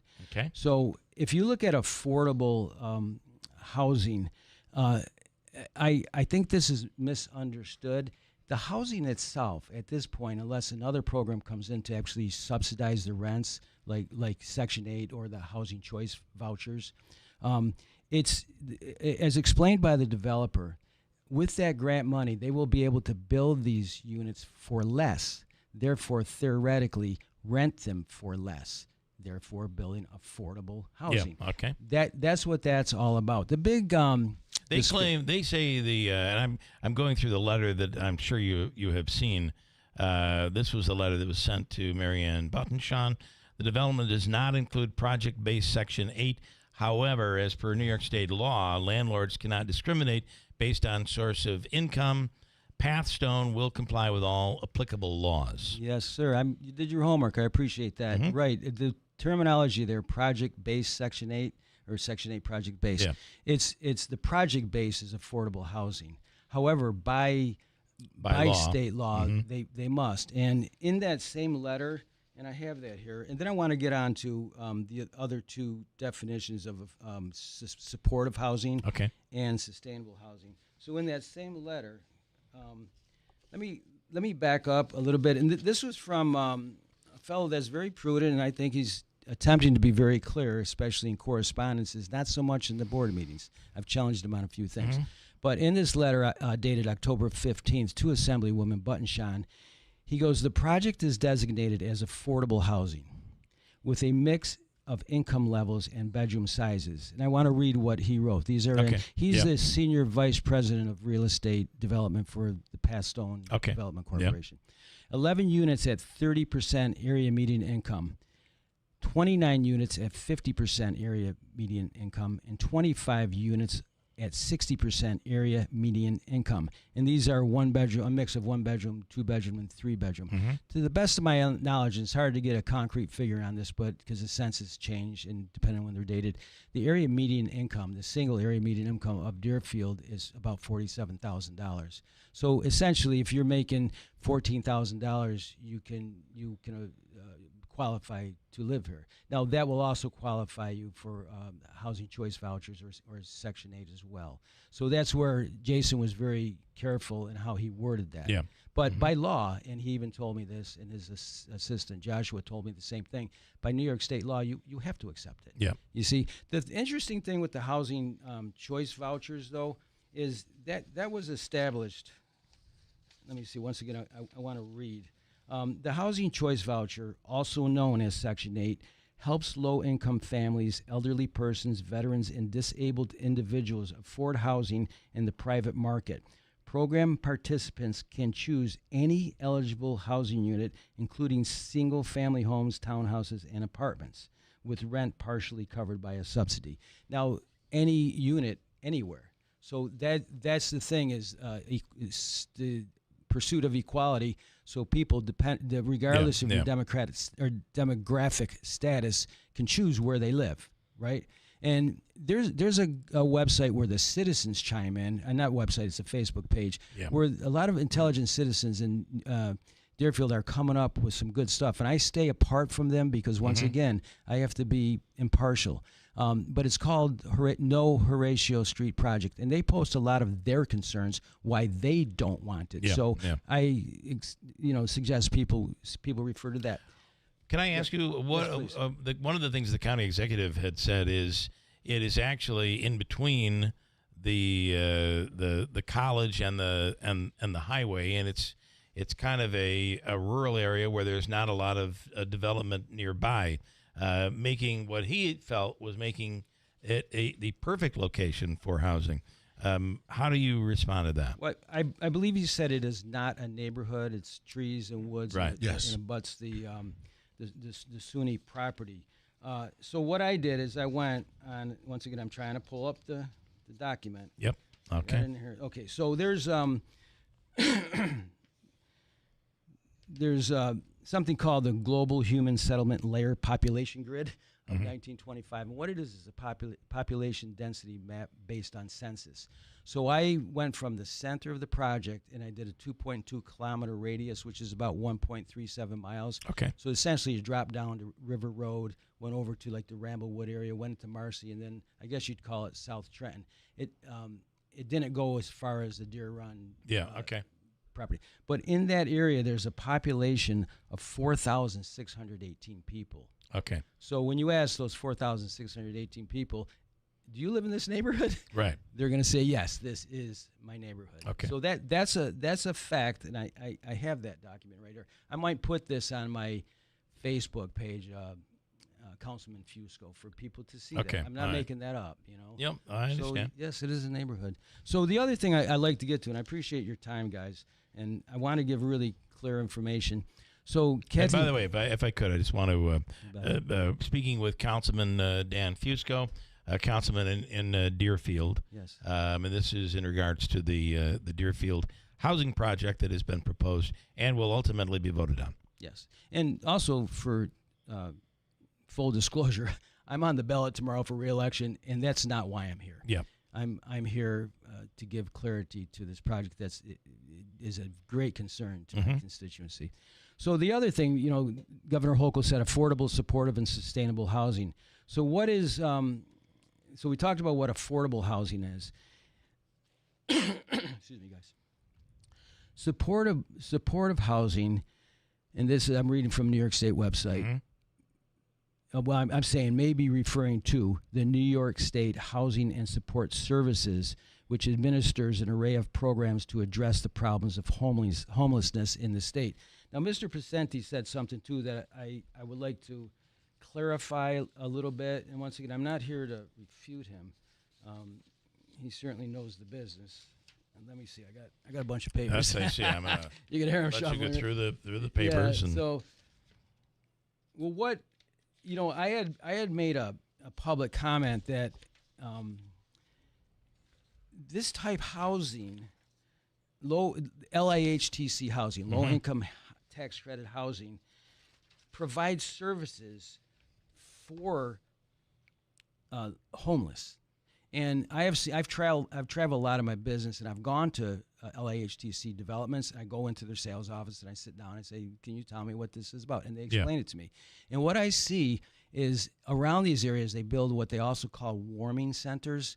And these are nice places where people can get the heck off the street. Yeah, I mean, I've bought people meals off the street. I mean, it's freezing out. Come on, let's get a meal. Well, we're coming up on the overnights right now are pretty cold. Yeah. So they will actually, because there's so much federal money that comes from HUD and then through the state, they actually build warming centers for these people, but they don't necessarily live there. There's also other social programs. Do you think that's what this is going to be used for? Well, I was just going to say by the nature of the funding, it's a possibility and a probability, but we don't know. Yeah. We don't really know how this is going to be managed or how it's going to play out. But as a board member, these are certainly things I want answers to. Have you looked into the company and how the developer and how it would end up being managed? Because they have other properties around the state, how those properties are managed? Yeah. It was. I received a link to that Facebook page where they said they found multiple very negative reviews on the developer.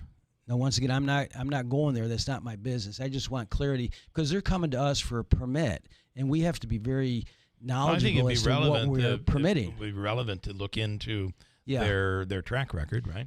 Yeah, the citizen group has done a phenomenal job. These are very intelligent people, and they're doing a really great job. They're doing their due diligence, and they're presenting this both to the planning board and to the town board. So that's for them to take it up. I certainly listen because once again, I'm going to have a vote on this. Yeah. Okay. See, so the other thing, and I know we're probably a little limited on time. I don't want to grandstand here. Yeah. Too much, but the other thing too is.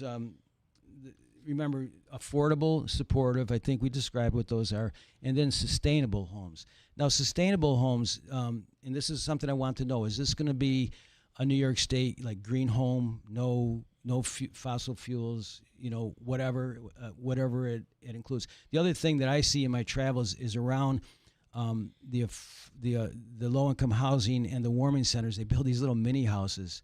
I talked to our codes guy. I said, so if that comes to us, where do we stand? And there is a minimum square footage that has to be met. So to inject a little opinion, what I worry about is that this stuff changes the face of our community. Even the architecture changes the face of the community. And they come to us for variances, which is, I always look at variances asking us to bend our rules. Right. So we don't know, and I want answers. When will when is the vote coming up? I do not know. Okay. We have a board meeting. There's a planning board meeting Wednesday. Okay. And then there's a town board meeting Monday. And you're saying that you want answers. Where are you going to find those answers? Have you reached out to the developer? Are you going through the county executive's office? Where will you get those answers? Well, answers that will satisfy you. Yeah, you have to dig for it, and Mm-hmm. I have a lot of answers. Like the letter to Mary Ann Buttonshire on October 15th was very telling, and it was a very honest letter from the developer. Yep. Now she claimed never to have received it. I'm not sure why she said that. Maybe she didn't read it yet. She's a busy woman, but it laid it right out there that this is low income housing down to 30% AMI, and it is potentially Section 8. So I have that answer. They say that they manage, this company, Pathstone, manages over 2,500 units throughout New York and several in Indiana. They Puerto Rico. Right. Yeah. Right. In terms of fire and police services, they say they've covered that. School district impact would actually benefit the school district, they say. And there is no issue when it comes to public transportation and pedestrian safety, they say. They say. Yes. They say they go through a checklist, and I was a little bit disappointed in our planning board because they were going by their playbook, going through their checklist. Yeah. And I'm saying you need to challenge these things. We need to do our own research and challenge it. I called for a joint meeting between the planning board and the town board, and we had it, but it was presided over by the planning board chairman, and all she did was go. They plopped their playbook on the desk, and we read through their pages. Mm-hmm. No, we need to do more than that. We need to challenge it. I myself, I've been driving that road, almost 50 years. I grew up in South Utica, and then we moved to the farmland of Deerfield. I have seen 2 young dead bodies in that road in my time. I never want to see that again. I mean, I'm talking about knocked right out of their shoes. It's horrible. Yeah. And so I've also coached a lot of kids in the Adrian Terrace project down on Culver Road, and that's awesome there because I'd go there, pick them all up in the back of my pickup truck. The cops would say, "Come on, buddy, just tell them to sit down." They'd let us go. Right. And we'd go into South Park or Proctor Park, and we'd play soccer. And I ended up putting together a fantastic team that way. And many of them were Kenyan Muslims and Bosnians. My son was the only Caucasian kid on the team, and I did that intentionally because I wanted him to have put a face to these guys you became friends with. Yeah. And when you hear about, genocide or discrimination or racism, I have no tolerance for that. Mm-hmm. And so, we did that for 3 sessions. It cost me $2,700 out of my pocket per session to field this team. Wow. But that was a tremendous area because we had so many playgrounds. I don't see that in this area. Mm-hmm. And that's a concern. I brought that up to the developers. Said, "Oh, well, okay, we'll look into it." But I'm not sure what options they'll have. Yeah. All right. I'm going to try to get them on, the developer on. Great. And speak with them because it is a big issue. Yes, and it should be something people are informed about and understand what is about to potentially occur. Yeah. You mentioned the dead bodies. I don't understand. People have been killed. I'm so sorry. Car accidents. It was down where they now put that walkway bridge. Okay. Which I think I was happy to see them do that really because it was right in that stretch crossing Noyes Street, Lenox area, and Sunset Ave, where Noyes and Sunset's crossing. Yeah. I see in Utica. Yeah, in Utica, and I can see the same thing happening too because where are they going to go for not only recreation but for shopping? There's a great burger joint across the street. There's Lowe's. There's TSC. There's Walmart. Logistically, is this feasible? I think deeper studies need to get done. Okay. I for one would like to see the vote delayed until this stuff is really scour through and investigate. Okay. All right. One other thing, real quick, they're asking for they're putting in a child daycare center because that's part of the requirement to get to $12.1 million. I don't know if this is going to be if this is going to qualify for low-income child care vouchers. And if so, the pandemic money for child care just ran out, but there's other federal money. And I don't know if when federal money runs out, I don't think that falls on the back of the county. I think if it's out, it's out. But isn't that a question we should know? Yeah, is this going to be in the future a burden for the county taxpayers, or is it going to be a sustainable program with federal funds? I don't know. Yeah. Just a couple of quick things. Originally, it was presented as workforce housing. Yeah. And is there any difference in that from what you discovered as it relates to affordable housing? Yeah, I'm glad you brought that up, and that I think was the point of the greatest confusion. I did an interview a week or two ago, and I talked about a buddy of mine who I climb a lot of mountains with him. He's a mountain rescue guy in a little town up in the Dolomites in northern Italy, and we talk about this. He goes, our town goes from, I think he said 680 people a year to 35,000. And he says there's no place for anybody to go. So what they do is they set up workforce housing. Now you have to be wealthy to live in this little town. The workers that come in, mostly hospitality people, can't afford. They can't even afford the rent. So the industry, the tourism industry, provides workforce housing for them. That's the truest nature of what workforce housing is. But when you sell it as workforce housing, and we're all excited about economic potentials of Chobani and Danforth. Yeah, we want to attract engineers. We want to attract high-income people and intelligent people. So that's an easy sell. So I think, and this is my opinion, I believe that was misleading. Workforce housing is usually anywhere from 80% or 120% of area median income. So that, I believe, was the catalyst for the greatest confusion. And when the county guys look at this, they know they need 640 new houses, and they say, great, we're getting 65, great. Right. Workforce housing, we can house the workers we're trying to attract. I have a problem with that. I take issues with that because I do not believe that this is what this is at all. You say that's how it was presented, or as it was presented earlier. There is no timeline right now as for a vote on this, when it would be approved or disapproved. So there's no timeline as far as beginning construction, et cetera. To my knowledge, no. That's more a question for the planning board, but I have not been informed of any of that. And I'm getting asked when's the vote, and honestly, you don't know. I do not know.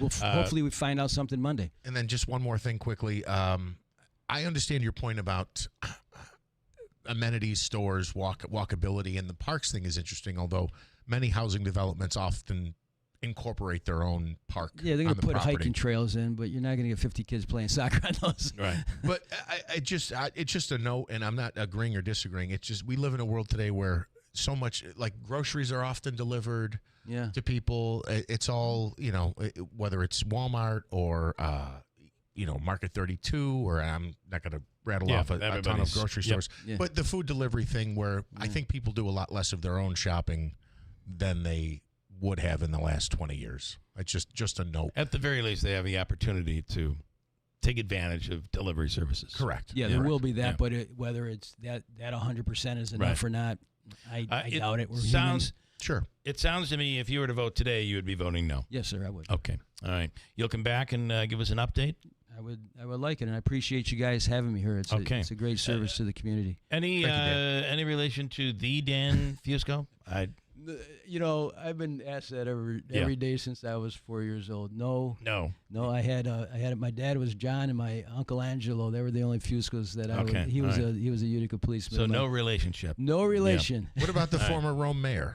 No, and I have a regret with him because people said, you guys are so much alike, you must be cousins, you should meet. And I just wanted to cold call that guy, and I never did. And we both had COVID at the same time, and I got knocked down pretty hard, and he got taken out. And it just broke my heart that I never had the guts to just cold call him and say, hey, buddy, let's go to lunch. Never did, so I regret that. Well, I got to say, you are yet another Danny Fusco who's on the radio. Yes. At the very least right now. I can't get away from that. You can't. All right, Dan, thank you. Thank you, guys. For the update, and I look forward to hearing you what you conclude as you continue. I'll let you know. Okay. Thank you. Quick break. Coming up, I'm very excited about this. The power, the responsibility, and limitations of the presidency. That's the topic of the Common Ground program that is coming up tonight at 7:30 at the College Chapel at Hamilton College. Bob Bauer is professor of practice and distinguished scholar in residence at NYU School of Law. Jack Goldsmith, the learned hand professor of law at Harvard. Bauer served under Obama. Goldsmith served under George W. Bush. And they'll go head-to-head tonight on this topic. It's a big one right now, one that the Supreme Court is actually taking a look at. We'll have both of them on the radio coming up next at WIBX. Are your windows old and tired? Hard to put up and down? Builder's grade windows just aren't made to last very long. Patriot Home Solutions is a different kind of window company. No games or gimmicks, no long drawn-out sales presentations. Just high-quality, custom-fit windows at reasonable prices made right here in New York. And right now, you can get up to $2,000 off new windows from Patriot and NYSERDA. Plus, get an upgrade to triple pane windows for free. Minimum 3-window purchase. Most homeowners qualify for the savings. And income is not one of the requirements. So write this number down, 315-401-0440. That's 401-0440. Patriot Home Solutions will tell you right over the phone if you qualify. Don't miss your chance to save up to $2,000 and get the triple pane upgrade free. Funds are limited, so call before they run out. Learn more at callpatriothomesolutions.com. That's callpatriothomesolutions.com. At Audion Hearing, our mission is simple: to make better hearing affordable for everyone. We're proud to offer high-quality, rechargeable hearing aids starting at just $98. Clear, comfortable, and ready to use right out of the box. And here's a study worth hearing. Research shows that wearing hearing aids can reduce your risk of dementia by up to 61%. Join over 1 million happy customers and hear the difference today by going to audionhearing.com. That's AUDIEN hearing.com. The City of Utica's Controllers race is one of the most important in recent years. It requires a person with the qualifications and proven hands-on financial experience needed to be our city's chief financial officer. That person is hands down Mike Sermonaro. Mike is a proven leader spanning almost 40 years of experience throughout city government and is known for his toughness, fairness, and his extraordinary work ethic. Vote for Mike Sermonaro for Utica City Controller, a proven and very capable leader. Paid for by Mike Sermonaro for Controller. Brought to you by Tallman's Tire and Auto Repair, located in Utica, Yorkville, Rome, and Herkimer, and online at tallmanstire.com. Kicking off our new week with a shower chance coming in here as we push on through the daytime hours today. Probably stay dry for the commute this morning. Some scattered showers later. Breezy 60. Tonight, a few showers around upper 30s. Maybe a little wet snow in the Adirondacks. Tuesday, slight chance of showers early, then sunshine 53. Wednesday afternoon, another round of showers coming in 55. From the Weather Channel, I'm meteorologist Ray Staging. WIBX 950 AM and 92.3 FM. Celebrating 100 years. This is Keeler. WIBX 950 and 92.3 FM.